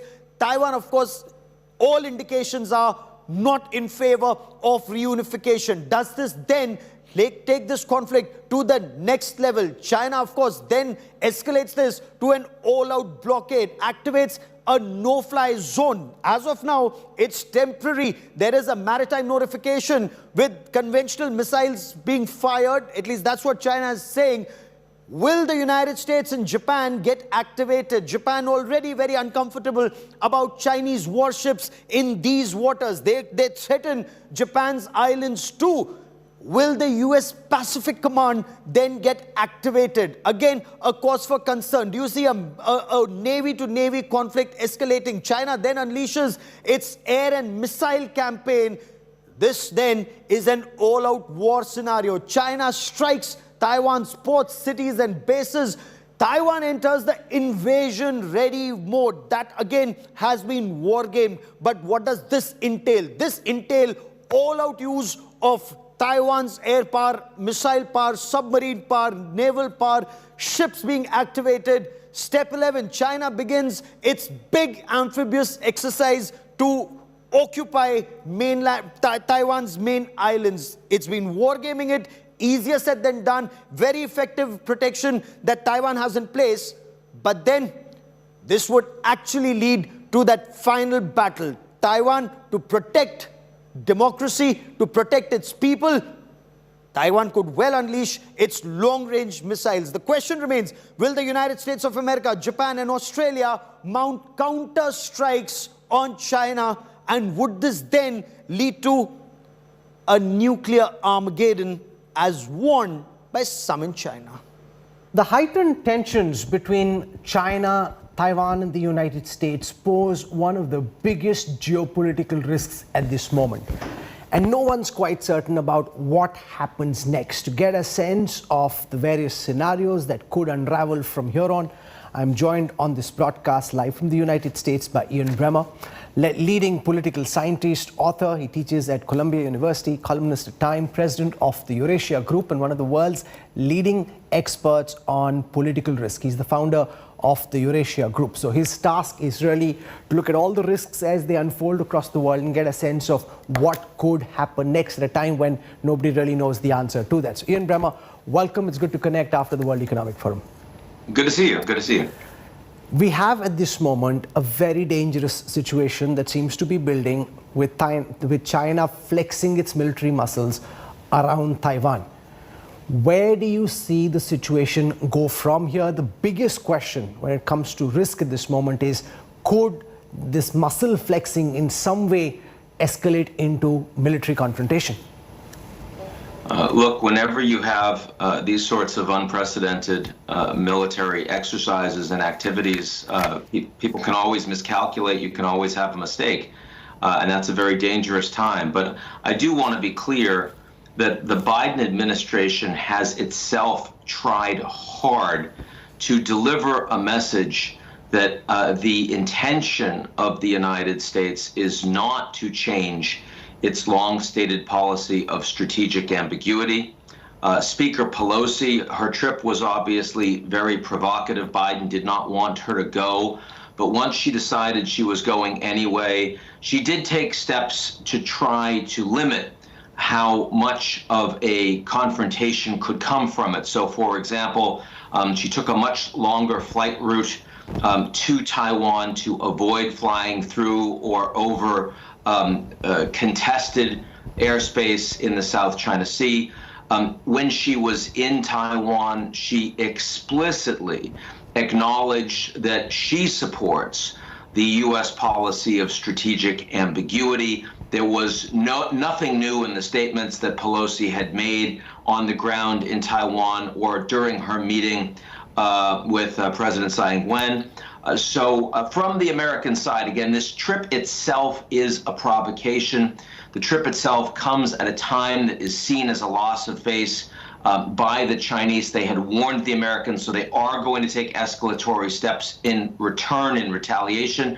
But I do think that while we're seeing escalation, we are not seeing an effort to create a crisis by China, and there is calibration in the steps that have been announced to date by the mainland Chinese so far. Is this where it could stop? Because we've seen some additional bans on Taiwanese exports to China, but as you said, it hasn't been hugely escalatory and definitely not from a military perspective. Given that President Xi has a big Communist Party Congress coming up in October, will economic sanctions and some military maneuvers suffice, or do you think he's just building it up to something more ominous? Look, I think it will suffice for now. These are the most significant military operations that the Chinese government have taken. And I mean, they exceed what we saw during the 1995-96 Taiwan crisis, and were clearly intended to be seen as such by the Chinese government. And again, if you're doing live fire missile exercises over the Taiwanese land, then there's a possibility that something can screw up and people can get killed. So, I mean, you are taking calculated risks here. I don't want to underestimate the importance of that. You've got, both sides on military high alert. There's always the possibility that something goes wrong. But you're right that I think that by itself is probably sufficient in terms of the immediate Chinese reaction. There is a bigger question about, during the Party Congress, will the Chinese government change unilaterally what they consider to be acceptable and unacceptable forms of Taiwanese self-governance in terms of the business community, in terms of pressure on the ruling DPP. I think that those things are indeed possible. And, it's an interesting dynamic here about who it is we need to watch more closely in this tense relationship, Taiwan, China, or the United States. I would argue that the most uncertain player down the road is actually the United States. This crisis came because President Biden was unable to convince a senior member of his own party to go along with his foreign policy. She just decided that she's 82 years old, she's almost done with her political career, and she was going to make a statement. Didn't matter if her president agreed with her or not. And the Chinese see that as both an escalation, but also an opportunity for them to essentially put Taiwan in a more difficult position without risking further American pushback, because they know the Biden administration doesn't want that. I think we can see more of that going forward. Let me go forward to 2024. What would happen if, in that case, the United States government had a constitutional crisis in the upcoming election, and for a period of weeks or months, we don't really know who the president is, and you have some really strong and hostile statements about China and Taiwan that are being made, for example, on the Republican side at that point. I could see the Chinese seeing that as a big opportunity to further change the status quo in their favor. In other words, that the provocations come from the U.S., the feeling of opportunity that the Americans are incapable of acting coherently comes from the U.S., and that's when China, led all the way through by Xi Jinping with a long-term perspective that, they're going to reunify Taiwan into the mainland by hook or by crook, this is their chance to shake the branches and see if any fruit falls off. That's not an amphibious military invasion. That's not a sudden taking over of Taiwan, but it is absolutely these salami tactics where whenever they see an opportunity, they're going to grab a little bit more. That is, I think, what we're seeing today is a precursor of the way this is likely to play out from China's perspective over a long period of time. That's very interesting that you mentioned that salami slicing is likely the way that this battle could go. And nobody wants to use the W word very casually. But given what's happened between Russia and Ukraine, the prospect of war stares the world in its face and is in everyone's mind.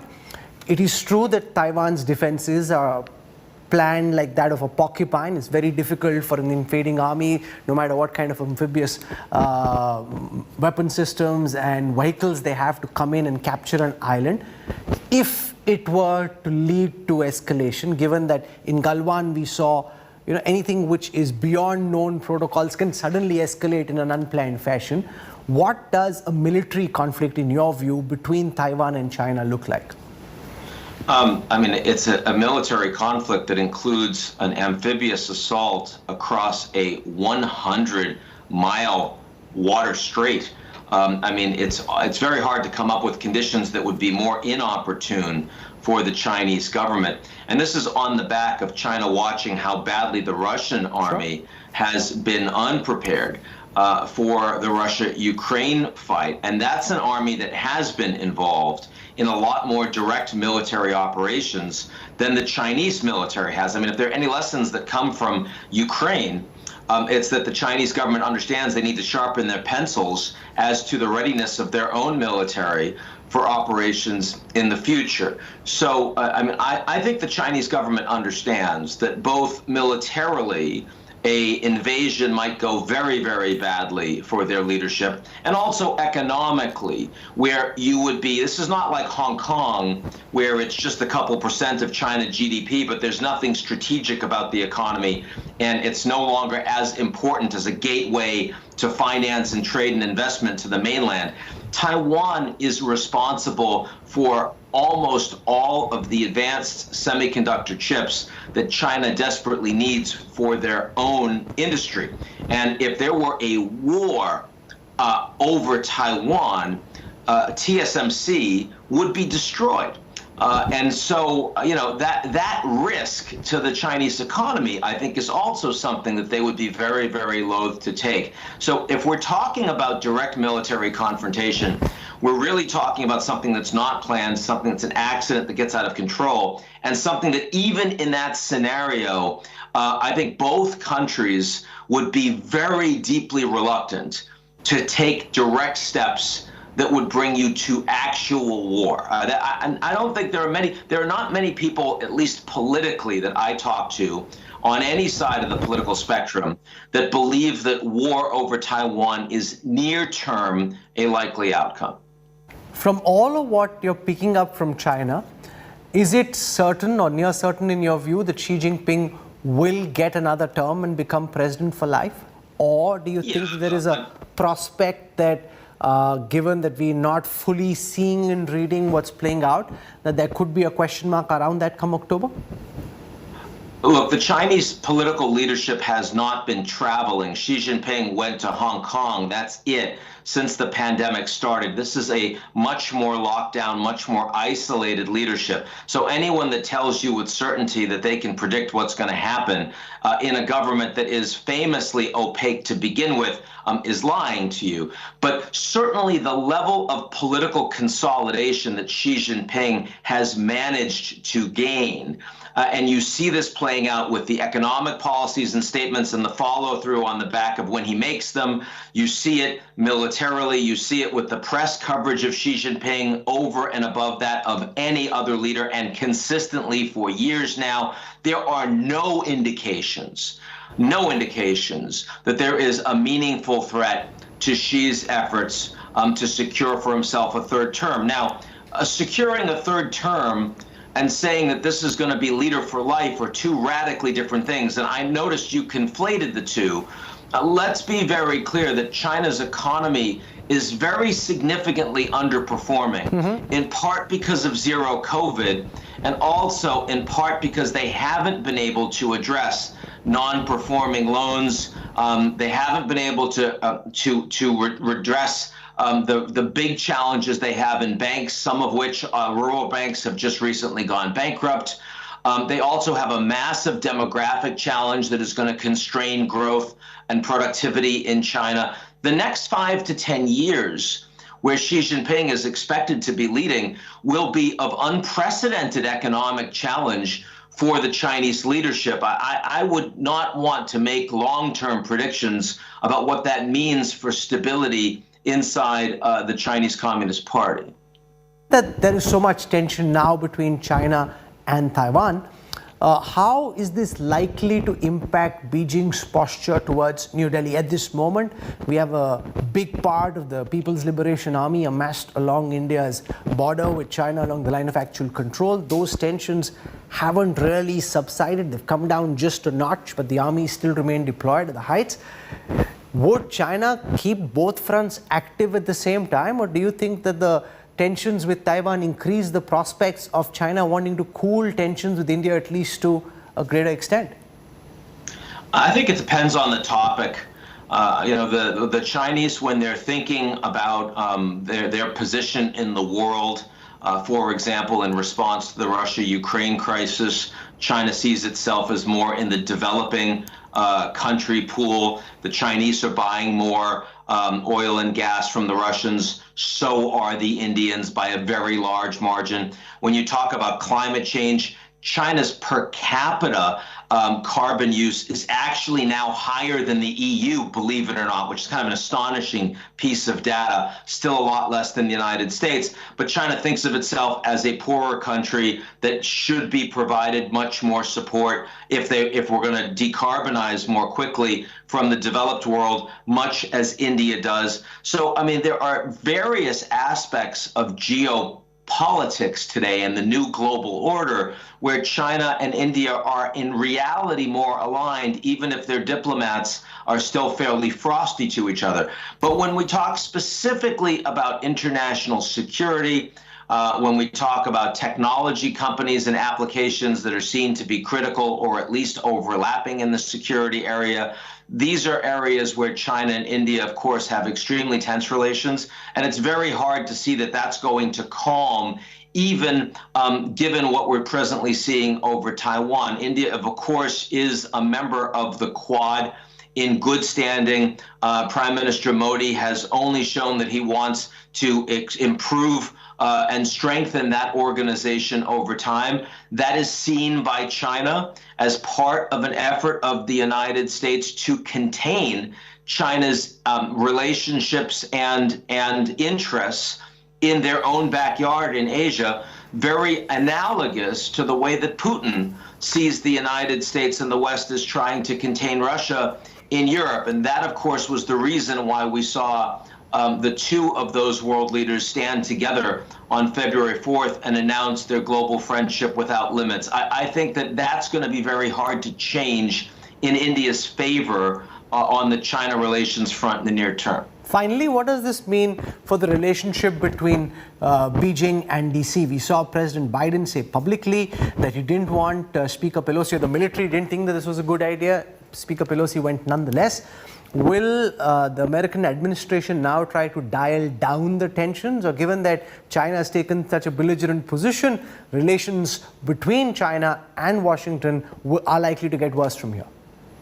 The Americans will try not to further escalate on the back of what the Chinese are presently doing. If the Chinese limit themselves in the near term to these unprecedented military operations and limit themselves to the sanctions on sand and on agribusiness that we have seen so far, I expect that there will be virtually no additional U.S. response other than diplomatic posturing to China. And ultimately, that will be seen by Beijing as a long-term win, changing the balance of power oh so slightly in Beijing's favor compared to where it had been heretofore. Keep in mind that before Pelosi went to Taipei, the single policy that Biden was working most assiduously on towards China was to try to remove some of the Trump-era economic tariffs on China, because Biden is most vulnerable at home in the United States on the inflation front. And he had been speaking with a number of CEOs directly in the U.S. saying, what could we do that would have the greatest impact? What goods could we take those tariffs off of? And by the way, the official U.S. position is that that tariff reduction is still being considered, even as the Chinese engage in unprecedented military operations surrounding Taiwan. So I don't think Biden and Xi Jinping know each other reasonably well. They've spent a lot of time together, both as presidents, but also when both were vice president. That's something that Biden privately talks about a lot. He cares about individual diplomacy. I think he's going to try to rely on the fact that that relationship will keep the U.S.-China relations from going off the rails in the near term. Some really sharp insights over the last several minutes. Ian Bremmer, thank you so much for joining us. We will keep coming back to you over the weeks as the situation unfolds from here. One of the world's leading political scientists, risk experts, Ian Bremmer, there speaking exclusively to the News Track. Thank you, Ian. My pleasure.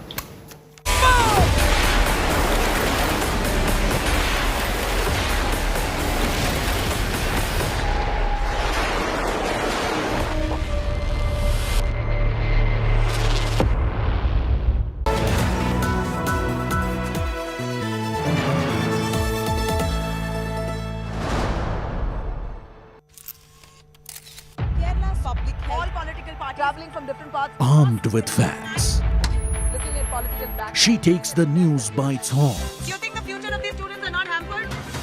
Fierce, bold and direct, setting the tone for the biggest stories from every corner and every angle. Expect nothing but the unfiltered truth. News first, niceties later. Watch me, Nabila Jamal, on India Today.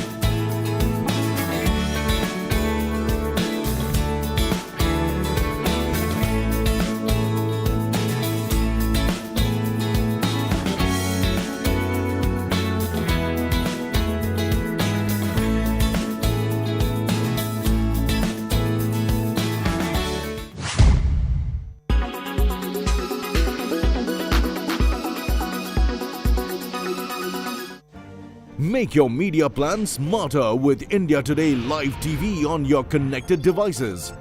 Amplify your brand with 100 million smart internet viewers. To advertise, mail us at sales@AzadiSAT.com.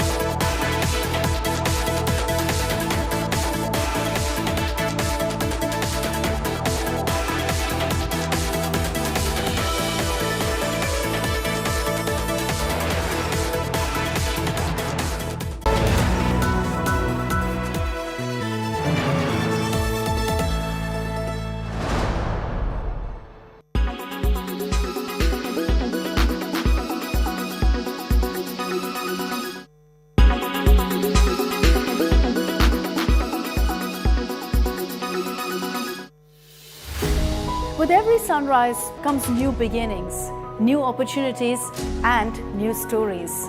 And that's why we're first up. While you're sleeping, we're hard at work to ensure you get the perfect news shot every morning. Get you all the updates. Our morning mission to get you news that's fresh and packed with flavor. Watch First Up every weekday morning with me, Akshata Nandagopal, right here on India Today. Make your media plan smarter with India Today Live TV on your connected devices. Everyone's busy finding what's trending. You're busy finding out why. India Today for those who research before reacting. Download the India Today app now.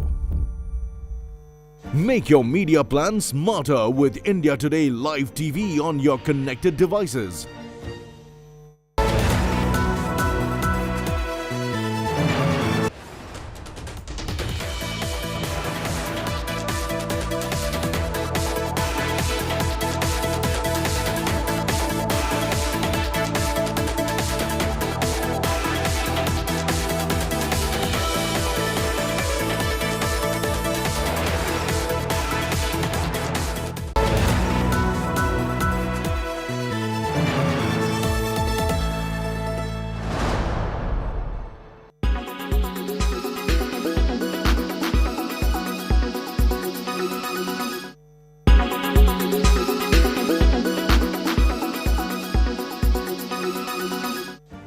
Make your media plan smarter with India Today Live TV on your connected devices. Amplify your brand with 100 million smart internet viewers. To advertise, mail us at sales@AzadiSAT.com. With every sunrise comes new beginnings, new opportunities and new stories. And that's why we're first up. While you're sleeping, we're hard at work to ensure you get the perfect news shot every morning. Get you all the updates. Our morning mission to get you news that's fresh and packed with flavor. Watch First Up every weekday morning with me, Akshata Nandagopal, right here on India Today.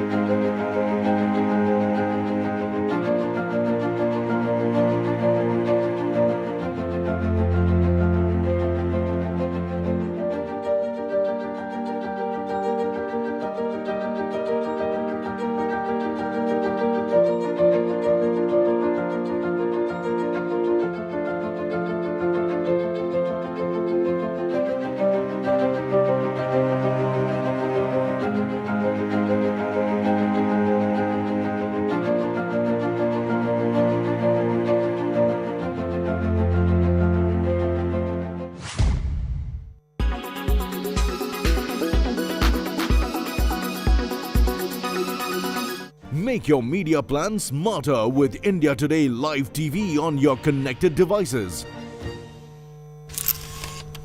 Kerala's public health. All political parties traveling from different parts. Armed with facts, Looking at political back. she takes the news by its horns. Do you think the future of these students are not hampered? Fierce, bold and direct, setting the tone for the biggest stories from every corner and every angle. Expect nothing but the unfiltered truth. News first, niceties later. Watch me, Nabila Jamal, on India Today.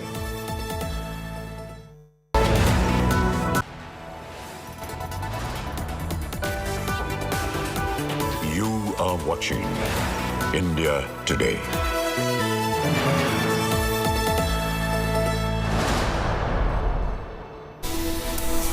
Very good morning and thanks so much for being with us here on India Today. I'm Chaiti Narula joining you with all the top stories. Let's begin with the headlines first. Prime Minister Modi to chair 7th meeting of Governing Council of Niti Aayog at Rashtrapati Bhavan Cultural Centre. Telangana Chief Minister KCR boycotts crucial meeting. Slams centre's discrimination, declares solidarity for opposition states.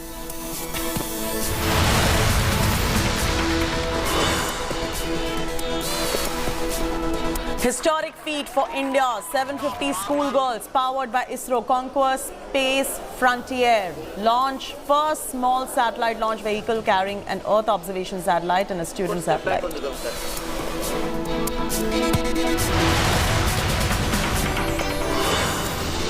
Vice presidential polls reveal big cracks in opposition unity. Margaret Alva and the Crown Congress hit out at TMC, claim attempt to derail opposition unity.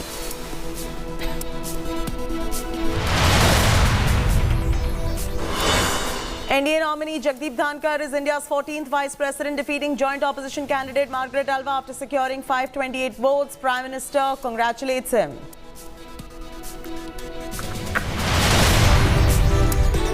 Indian wrestlers shine yet another day in Birmingham over giving 6 medals on day 9 of the CWG. Ravi Dahiya, Vinesh Fogart, Naveen clinched gold, while Pooja Gehlot, Pooja Sihag and Deepak Nehra backed the bronze medal for India.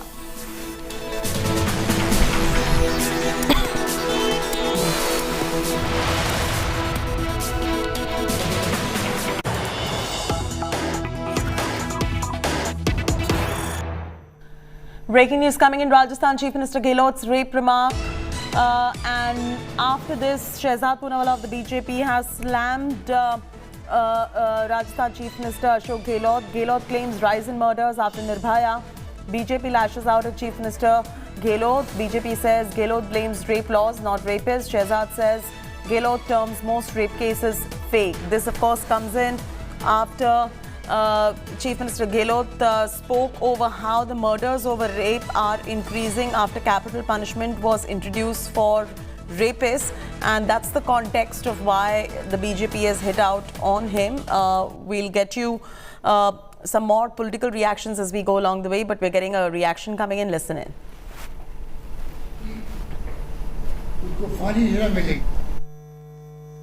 ये तमाम जो माहौल बन रहा है कहीं rape हो रहे हैं बच्चों के साथ में, और बच्चों में जब से कर दिया है कि भाई उसको फांसी सजा मिलेगी, निर्भया के बाद में जो कर दिया है कि आपको फांसी सजा मिलेगी, ठीक है, उसके बाद में हत्याएं बहुत ज़्यादा होने लग गई बच्चियों की। रेप करने वाला देखता है कि ये तो गवाह बन जाएगी कल मेरे खिलाफ में, तो वो रेप भी करते हैं और हत्या भी कर देता है बच्चियों की।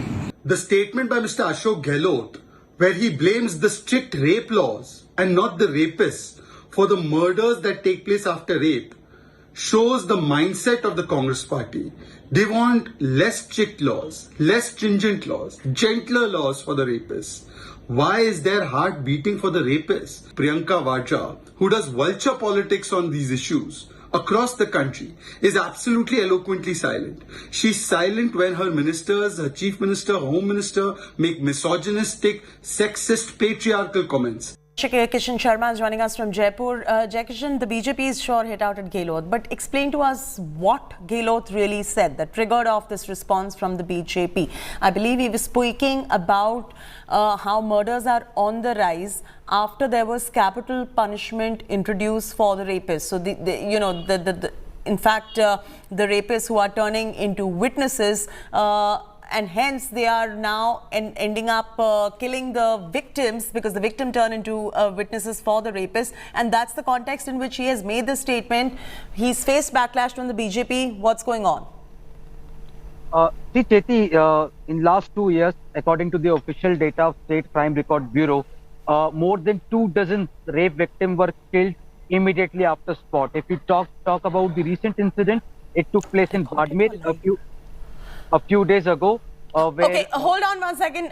Rajendra Rathore, the deputy LOP of Rajasthan Assembly, is now joining us. He's the leader of opposition, deputy leader of opposition. Mr. Rathore, how do you respond to Mr. Ashok Gehlot's comments, and do you feel that it's a shocker, or do you think that the Bharatiya Janata Party is taking this out of context?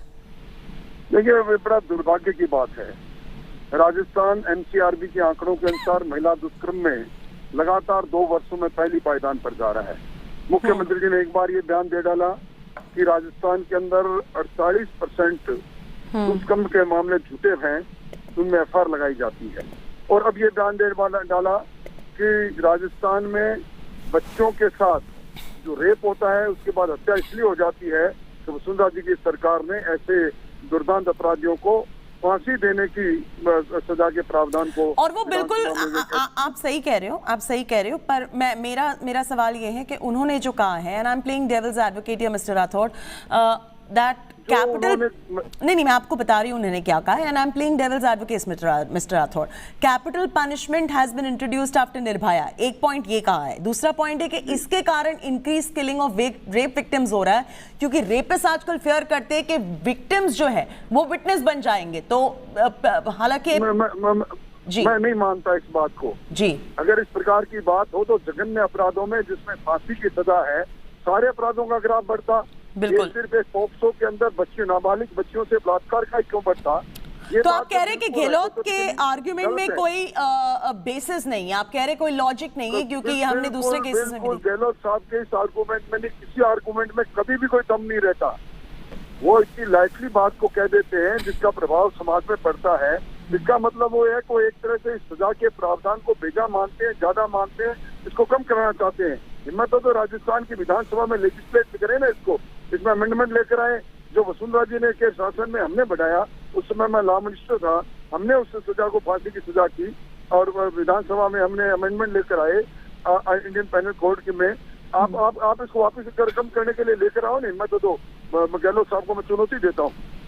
जी, आप law and order situation के बारे में क्या कहना चाहोगे? आपको लगता है कि जितनी भी स्टेट्स है, राजस्थान तो बिल्कुल है, पर दूसरे भी स्टेट्स है, उसमें सारे जितने भी हेल्म ऑफ अफेयर्स पर है, उन्हें लॉ एंड ऑर्डर स्ट्रेंथन करने की जरूरत है। ये जो पॉलिटिकल बिकरिंग चलता है, एक पे इल्जाम लगा रहे, दूसरा सामने कुछ बोल रहा है, ये बिकरिंग बंद करके लॉ एंड ऑर्डर इंक्रीज करने की कितनी जरूरत है राजस्थान में? निश्चित तौर पर मैं आपकी भावनाओं से अपनी भावनाओं को जोड़ता हूँ। आज कानून व्यवस्था आम आदमी की जिंदगी को दहशतगर्दी में ले जाने वाली व्यवस्था है। अगर ये बिगड़ती है तो सरकारों को चाहिए कि कुछ मामलों के अंदर आपस में साझा बात करके और इस प्रकार के अपराधों को रोकथाम करने के लिए एक रणनीति बननी चाहिए। समाज में भी ऐसे अपराधियों को सामाजिक तौर पर और सजा के तौर पर कड़ी सजा का प्रावधान होना चाहिए। इनकी स्पीडी ट्रायल होनी चाहिए, इनके स्पेशल कोर्ट होने चाहिए, इनके अलग अलग से पीपी और प्रोसिक्यूशन होने चाहिए, ताकि इस तरह के मामले में कोई अपराधी बच के नहीं चला जाए। मैं समझता हूँ उसकी बहुत बड़ी आवश्यकता है। बिल्कुल। Thank you so much for joining us, Mr. Rathod. Jaikishan Sharma also joins us from Jaipur. Jaikishan, as you heard the leader of opposition, the deputy leader of opposition, go on to say that whatever Gehlot is saying today does not have any kind of logic. There has been capital punishment that has been introduced for rapists, and if he has a problem with it, he should follow the actual protocol and bring amendments to the laws instead of making such statements. According to official data of the State Crime Record Bureau, more than 24 minors were killed after rape. The exact number is 26. But this is such an insensitive statement by a sensitive chief minister who have amended, who have brought strict laws for rape. In past also, he has been a very sensitive chief minister. But this kind of statement has affected the morale of the police system too. I was talking to a few of the senior police officers yesterday, and they told me that this was such an insensitive statement in state like Rajasthan, which has always been in the negative light because of incidents of rape. If you look after Thanagazi rape incident, if you look after Jivanu rape incident, where a minor was raped, brutally raped and murdered. Recently in Badmerat, a minor was again raped, allegedly raped and murdered. So this incidents keep on happening in Rajasthan. Like 26 incidents have taken place in last 2 years. So this number is very high, and such a statement, instead of enforcing strict laws, making such comments have affected not only the morale of society but even the police system. A senior police officer who had been in the civil rights department called me Monday morning, said that this is such a unacceptable argument which Mr. Gehlot made yesterday, and this is definitely not the right way. Capital punishments were brought in and rapes were decreased. The amount of rapes were decreased initially in Rajasthan, but in last 2 years, the molestation with women are constantly increasing. If we look at the official figure compared to 2020 in 2021, around 17% crimes against women, rape cases were increased, which is a serious number. Absolutely, Jai Kishan. Thank you so much for joining us with the very latest details right there. We're compelled to move on to the next big story we're tracking here on India Today. KCR is going to be boycotting the 7th Governing Council meeting of Niti Aayog scheduled for today, which is to be chaired by Prime Minister Modi.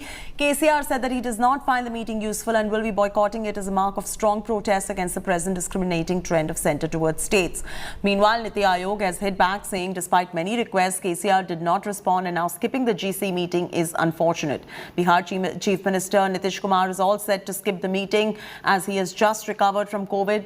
The agenda of the meeting is to be chaired by Prime Minister Modi, includes crop diversification, achieving self-sufficiency in oilseeds, pulses, agri-communities, implementation of NEP and urban governance. Don't curtail the progress of the performing states. Progressing states.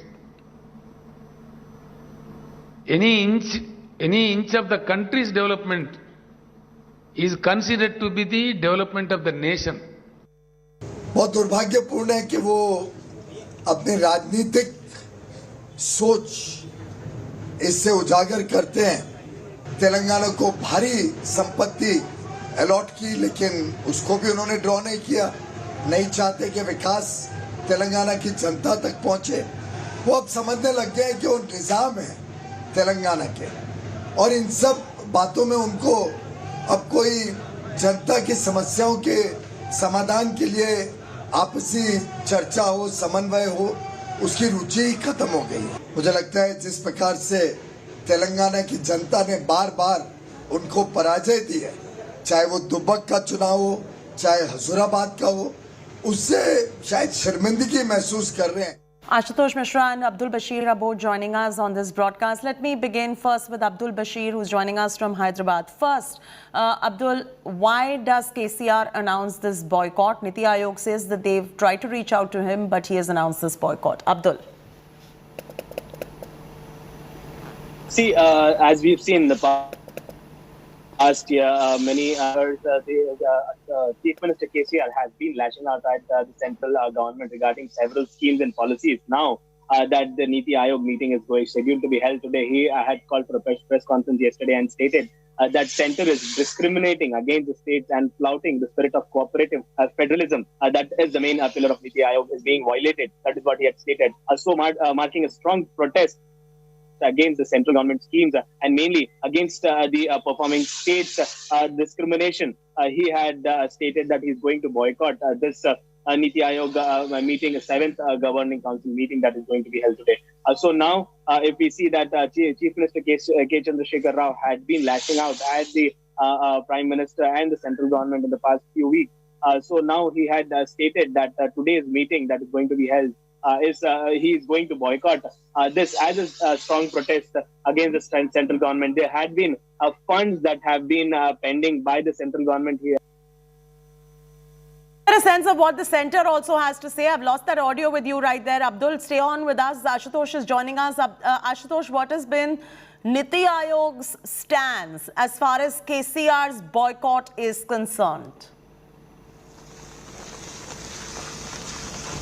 Well, the categorically statement was issued by the Niti Aayog yesterday saying when it comes to the funding, when particularly budget was issued, but the state did not withdraw the sufficient amount. In fact, the fund which was allocated for a specific project that was not utilized. Subsequently also said there have been several instances. In fact, there was one meeting where the Telangana Chief Minister was very much present here. So suddenly, you know, this as it takes a political shape, Niti Aayog's blame it back to the KCR, and you already hearing KCR that since the states are not getting a representation, they're not getting funding or their share dues, and also big cooperative federalism issue. But remember, it is not the KCR which has said this first time. Earlier it has been, you know, the similar aggression was shown by Mamata Banerjee, who has often boycotted several meetings chaired by the Prime Minister or even a meeting called by the Prime Minister. So this seems to be just another battle between the state and centre. After West Bengal, now it is Telangana, and what it seems the kind of, you know, the change in the aggression that you're seeing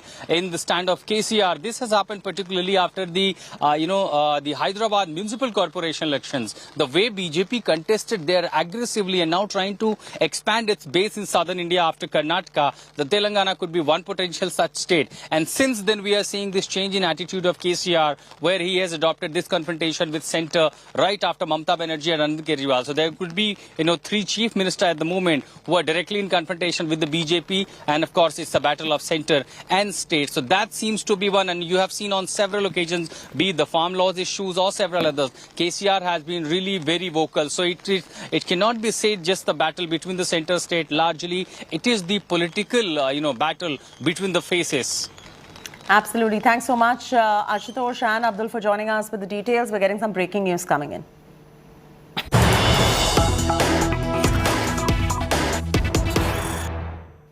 Breaking news coming in after Udaipur and Amravati. Now, Ahmednagar, shocking incident. Youth backed by mob in Maharashtra for backing Nupur. 23-year-old assaulted, attacked for backing Nupur Sharma. Man has been attacked with sharp weapons in Ahmednagar. Cops say 4 main accused have been arrested so far, and the man has been identified as Pratik. Pratik is in critical condition right now. He was brutally beaten with sharp weapons till Pratik fell unconscious. This is the impact that one statement of Nupur Sharma is having across the country. Listen into the reactions that are coming in.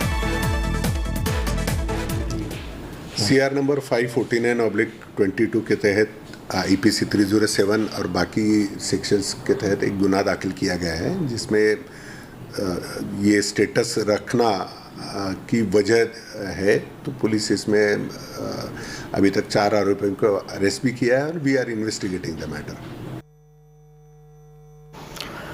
Shocking news coming in. Shocking news.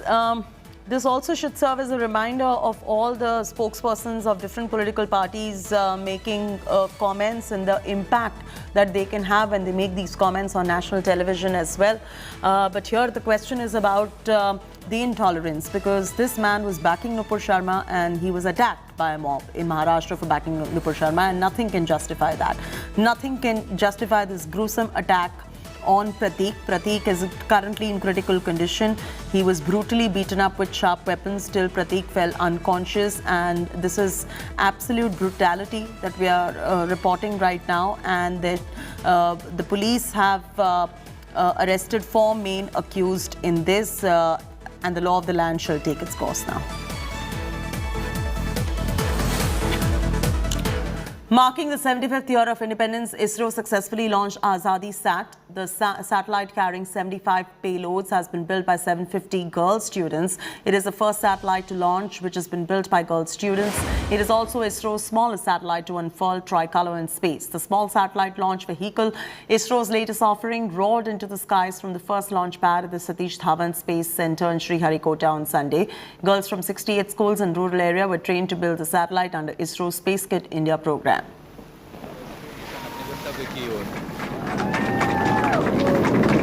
सभी तंत्र सुचारू रूप से काम करते हुए बहुत ही रोमांचक पल है ये।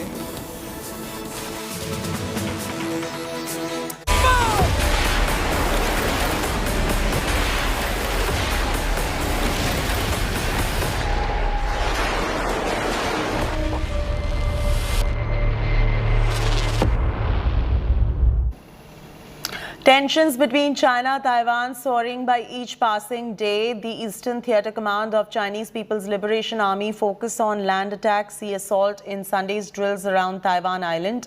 With the support of Joint Operations System, the Navy Corps of the Eastern Theatre Command dispatched naval vessels, aircrafts, shore-based missile and other mission forces to carry out joint land strike and sea assault training. Beijing has been pressing ahead with military exercises aimed at blockade and ultimate invasion of the self-ruled island after U.S. House Speaker Nancy Pelosi's visit, calling Pelosi's visit provocative. Former leader of the Kuomintang Party, Hung Sui-chu, has said that Pelosi's visit to Taiwan made the situation more critical in the region and brought economic impact on the island. Meanwhile, John Kirby, U.S. Coordinator for Strategic Communications, has said that the United States continues to monitor the situation near Taiwan and that they are not going to be deterred from operating in the seas and skies of the Western Pacific.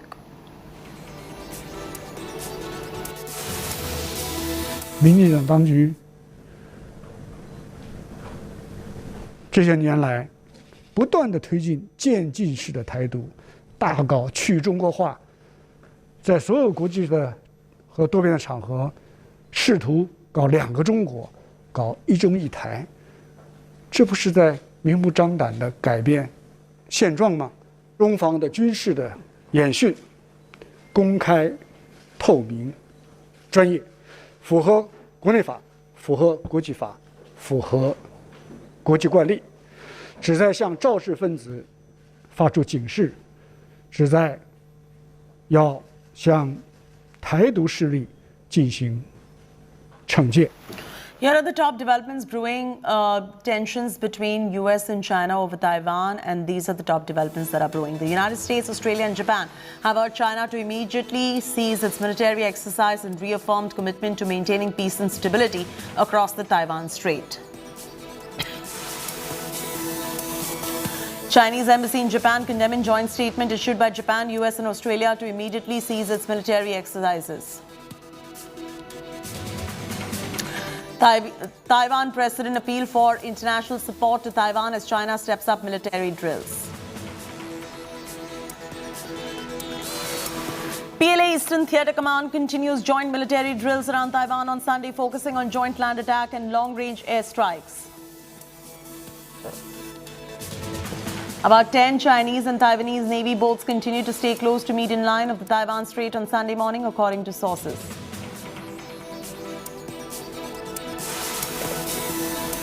Slipping into a break. When we return, Indian wrestlers shine yet another day in Birmingham, giving 6 medals on day 9 of CWG.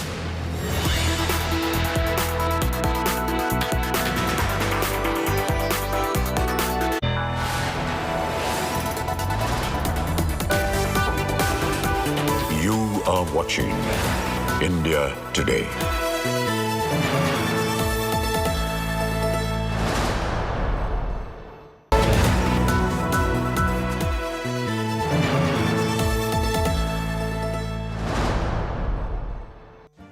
Make your media plan smarter with India Today Live TV on your connected devices. Amplify your brand with 100 million smart internet viewers. To advertise, mail us at sales@AzadiSAT.com or call 9999892171.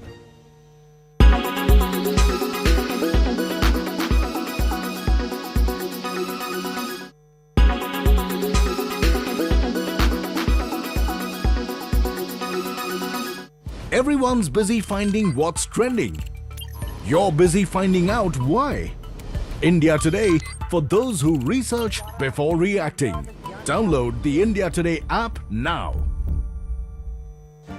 Make your media plan smarter with India Today Live TV on your connected devices.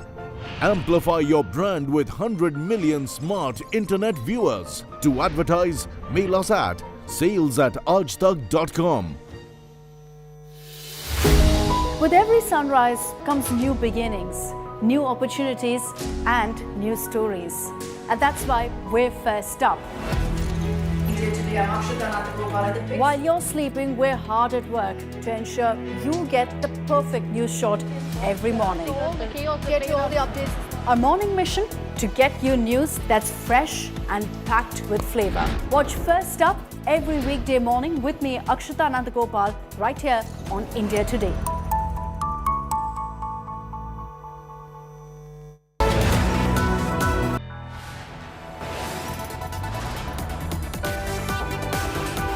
You are watching India Today.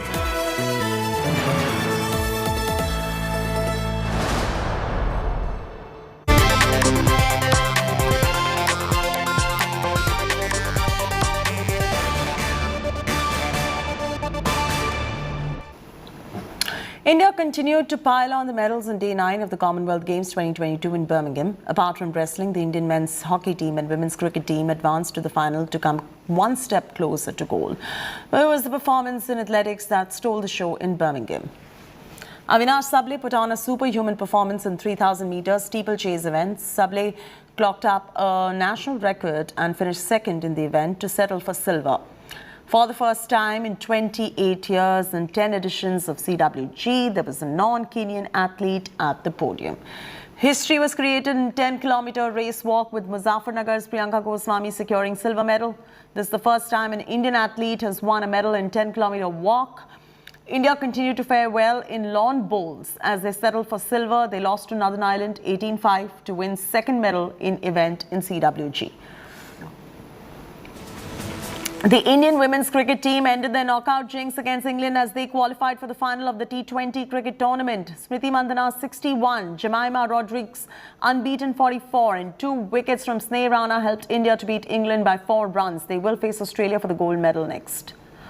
India qualified for the finals of the men's hockey team as they beat South Africa 3-2. Abhishek, Mandeep Singh and Jugraj Singh were goal scorers.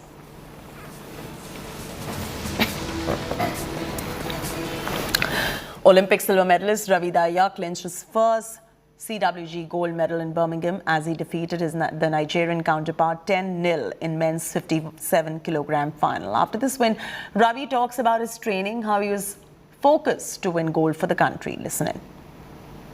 भारतीय खिलाड़ियों का शानदार प्रदर्शन जारी है, एक के बाद एक जो गोल्ड मेडल्स आ रहे हैं। इस वक्त मेरे साथ रवि हैं। रवि को गोल्ड मेडल हासिल हुआ है। रवि भाई, घर से ही आप ये प्लान करके चले थे यहाँ पे गोल्ड से कम कुछ नहीं चाहिए? देखो भाई साहब, लगे टारगेट टेक के आए थे कि कॉमनवेल्थ गेम्स हैं और देश के लिए गोल्ड मेडल जीतना। पहले से एक गोल बनाया था कि हम वापस जाएंगे और देश के लिए गोल्ड जीतेंगे। आपने तीनों जो मुकाबले खेले, क्वार्टर फाइनल, सेमीफाइनल और फाइनल, तीनों आपने टेक्निकल सुपरियॉरिटी से जीते, है ना? इसके किस तरीके से आपने तैयारी की थी, या फिर आप ये मान के चल रहे थे कि मुझे कम से कम सेकंड्स में मुकाबले जीतने? देखो भाई साहब, कभी ऐसा तो सोच के नहीं आते कि कम से अगर हम कब के उसमें जाएंगे तो कई बार ऐसा होता है कि बाउट इधर उधर भी हो जाती है। तो एक टारगेट के साथ आए थे कि अपना 100% देना है और बहुत अच्छी, मतलब अच्छी दिमाग से बाउट खेलनी है और वो तकरीबन आज पूरा हुआ। टोक्यो से अगर बात की जाए यहाँ तक, कॉमनवेल्थ गेम्स तक, आपने बहुत हार्डवर्क किया है। टोक्यो के बाद आपने बहुत सारा वक्त भी अपनी ट्रेनिंग के ऊपर में दिया था, वेट भी आपने कट किया। ये सारी चीज़ें आपने कैसे जो है मैनेज की, अपने आप को दिमागी तौर पे कितना मजबूत किया? देखो भाई साहब, एक टारगेट के साथ लगे हुए थे कि एक देश के लिए जाना है। अच्छा, ऊपर सपोर्ट होता है, देखो कोचिज का सपोर्ट होता है, फ्रेंड्स होते हैं उनका सपोर्ट होता है, और मैं तो एक मोटिवेटर हैं विक्रांत महाजन जी, जो मतलब उनके काफ़ी संपर्क में हूँ कि किस तरीके से एक आप टारगेट बनाओ और टारगेट को किस तरीके से पूरा किया जाए। तो एक अच्छे पूरी टीम के साथ चले हुए हैं और कोशिश रहेगी जहाँ भी खेलें देश के लिए गोल्ड जीतें। बिल्कुल। आखिरी कुछ सवाल रवि भाई, आप छत्रसाल में भी जब आप रहते हैं ना, तो आप जो जूनियर जो हमारे रेसलर्स हैं उनको भी आप अपने पास बुला लेते हैं कि जी आओ मेरे साथ ट्रेनिंग करो। तो ये जो आप जनरेशन वाइज जो आप ना अपनी जो स्किल्स हैं, जो आपके पास जो कला है रेसलिंग की, वो जो बताते हैं, आपको लगता है कि ये एक बड़ी चीज़ है, हमारे आने वाले जो रेसलर्स हैं उनके लिए बहुत काम आएगा, आप जैसे खिलाड़ी के साथ वो ट्रेनिंग करना हो? देखो भाई साहब, यही होता है कि रेसलिंग में तो आप अकेले तो वैसे भी नहीं कर सकते, आपको स्पारिंग की बहुत ज़्यादा ज़रूरत होती है, क्योंकि रेसलिंग एक ऐसा गेम कि आपको जितने ज़्यादा स्पारिंग मिलेंगे उतनी अच्छी आपकी भी ट्रेनिंग होगी और साथ में उनकी भी होगी। तो ये यही रहता है कि हम भी खुद अच्छा करें और जो साथी वाले खिलाड़ी हैं वे भी देश के लिए बहुत अच्छा करें। रवि भाई, रेसलिंग में आप इतने ज़्यादा फोकस रहते हैं, आप घर भी बहुत कम जाते हैं, मम्मी पापा से भी बहुत जो कम मिलते हैं, चाहे त्यौहार हो तो भी 1 घंटा 2 घंटे के लिए जाते हैं। ये जो डिटर्मिनेशन है ये कैसे ले आती है, ये जो मतलब आप फोकस है आपका गेम को लेकर? देखो भाई साहब, वो मैंने बताया था ना कि जो फ्रेंड्स हैं, कोचेज हैं, विक्रांत जी हैं, तो उनका एक टारगेट रहता है कि किस तरीके से आप एक गोल बनाओ, उसके बाद पहले देश के लिए कुछ इतना अच्छा किया जाए, उसके बाद फिर सारा समय तो उन्हीं के लिए है ना, तो फिर वो उसके लिए भी तैयार करेंगे। That's not from me, Chaiti Narula on this bulletin. For further news and updates, don't forget to log on to India-Today.in or go ahead and download our app.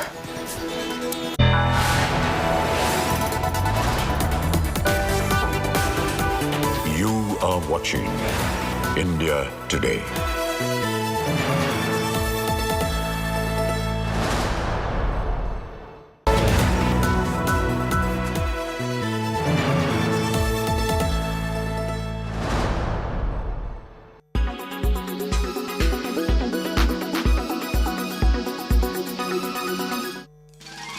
The deep rift between China and Taiwan dates back to China's civil war between nationalists and communists, which began in 1927. At that time, China was ruled by the nationalist Kuomintang, led by Chiang Kai-shek. In 1928, Chiang took over as the leader of the country. He finally lost the war to Mao Zedong's communist forces in 1949 and fled to Taiwan, where he set up a separate government. Since then, China and Taiwan have been ruled separately. Taiwan is now a democracy. Known as the Republic of China, it sees itself as a separate state with its own currency, political and judicial systems. But it is not recognized by the UN and has never declared formal independence from mainland China. The People's Republic of China, an autocratic communist state, considers Taiwan to be its territory and has never ruled out using force to take it back, especially if it declares independence.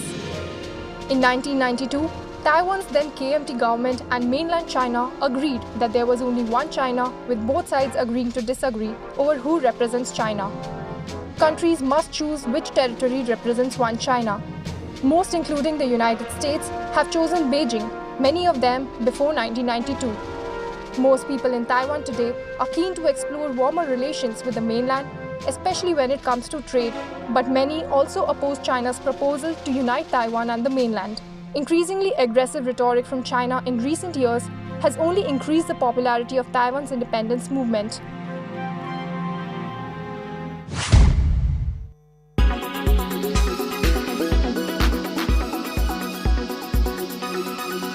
Make your media plan smarter with India Today Live TV on your connected devices.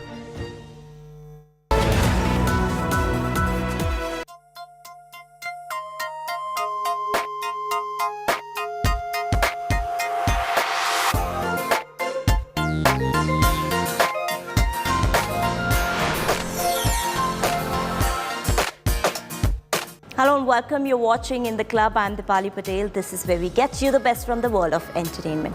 First up, my colleague Tushar Joshi caught up with Kareena Kapoor Khan ahead of the release of Lal Singh Chaddha. She spoke at length about the film, choices she makes in her career, Ranveer Singh's nude photo shoot controversy, Alia Bhatt's pregnancy and motherhood, Shamshira's box office failure, and her son Taimur. Listen into this exclusive conversation.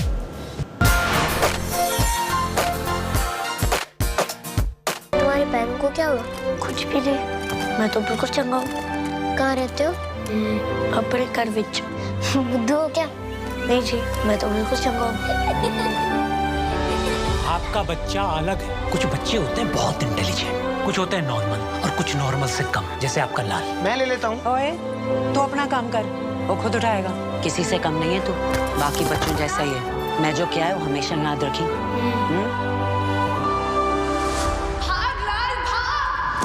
अब कुछ लोग विश्वास नहीं करते, पर जिंदगी में चमत्कार होते हैं जी। हाँ।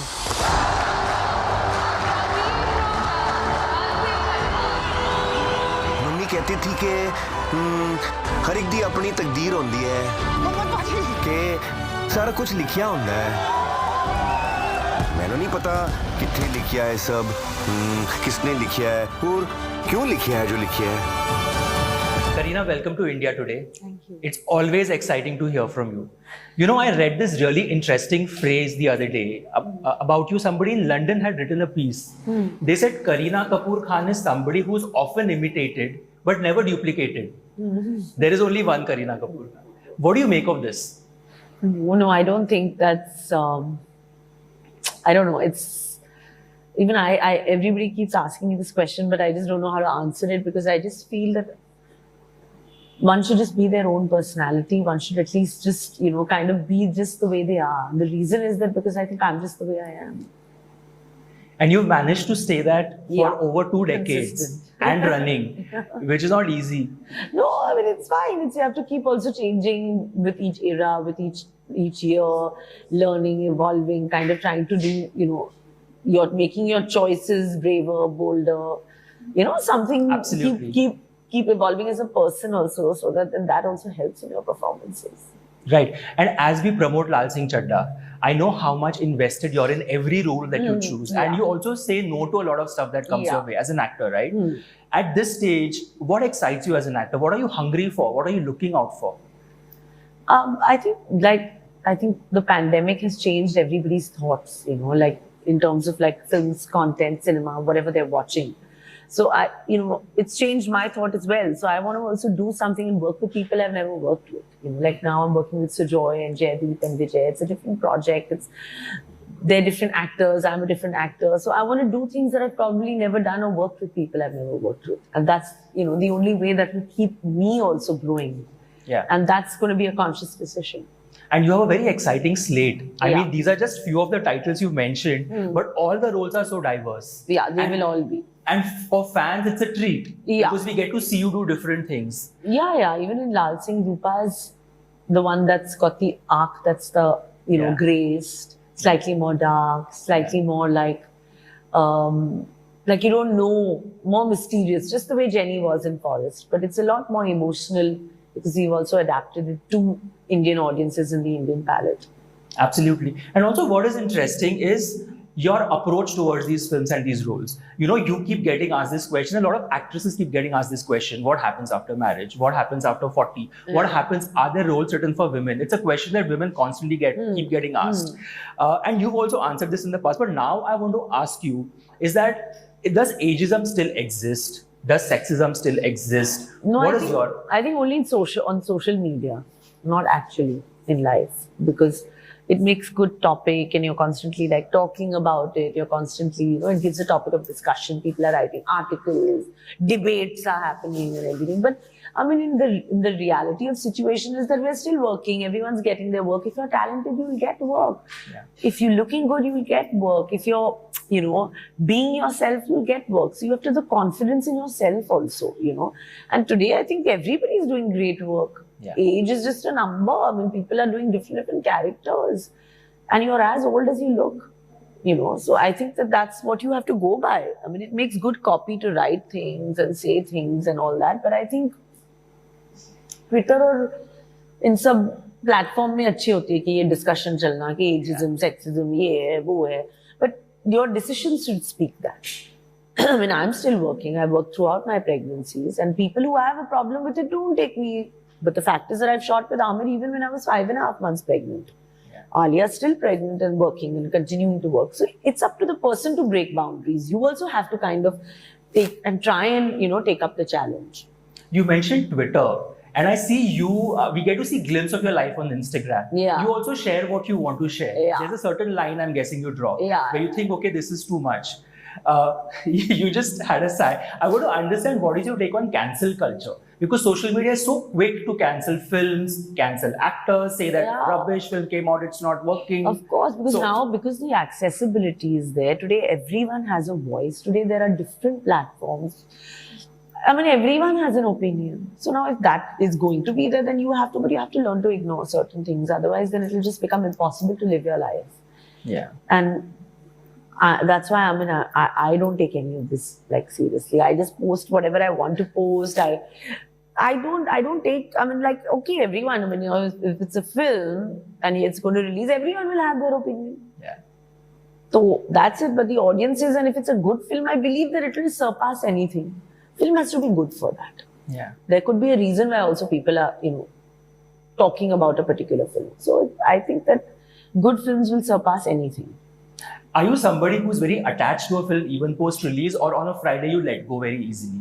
What kind of an actor are you? No, I let go. Yeah. I'm like a bird, I fly. And that's just the way to live life. And I live my life like that. I've never been... Also, I've learned over the years not to be so attached. Every day is not going to be like, wow, happiness. If there's happiness, there's sadness. So, kuch filmein chalengi, kuch filmein nahi chalengi. So, you have to also have the confidence and the courage to be a part of this profession. Absolutely. It's not a bed of roses at all. So, what is your reaction when, say, a film doesn't do well? Like right now, Shamshera hasn't done well. Every actor from the film is coming out and apologizing on Twitter as if they're almost made to apologize. The director has come out and written a note. Sanjay Dutt came out and wrote a note. Ranveer, of course, is not on social media. Yeah. But as somebody who's part of the family, what do you feel?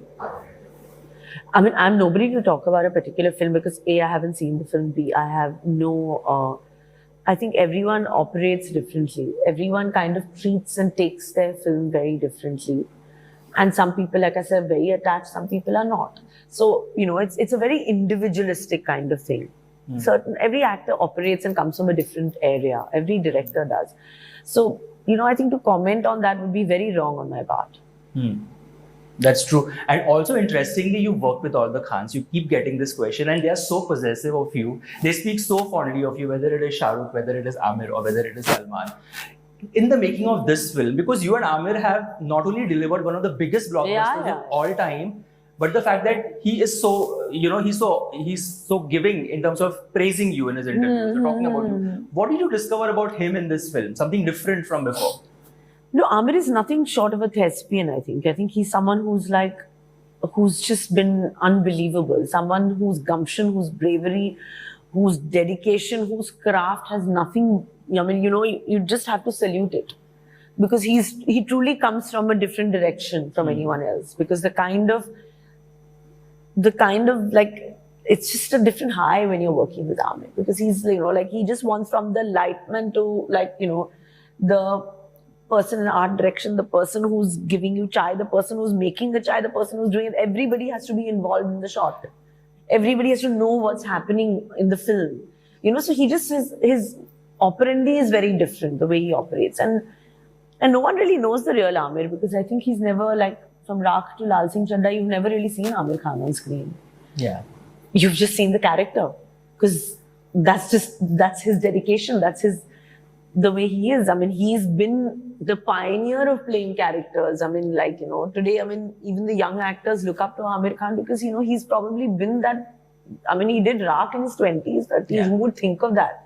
Way ahead of its time. Way ahead. He did every film was way ahead of its time. I mean, today when you put on Rang De Basanti, you're like, oh my God, you're proud that it's, a film from Indian cinema. Yeah. So he's given that to cinema. So, I mean, when he wants to do Lal Singh Chaddha and when he wants to play Forrest Gump, he's obviously has a reason for it. I mean, he's an actor for the last 40 years. True. And he wanted to adapt it in Hindi. And I think it's extremely brave of him to play this part, knowing that it's such an iconic film and he has brought in his take to it. Right. Now, obviously, there will be comparisons. Yes. People will write. That was my next question. What do you have to say to those who will? Of course. They'll have a field day. People will go ballistic because, but you've asked for it. It is an iconic film. But I truly believe that it's a wonderful film because we've adapted it brilliantly. And it's something that you have to watch for the Indian palate also. Because we have seen Lal Singh Chaddha. Yes. The classes have seen Lal Singh Chaddha. People who watch English films have watched Lal Singh Chaddha.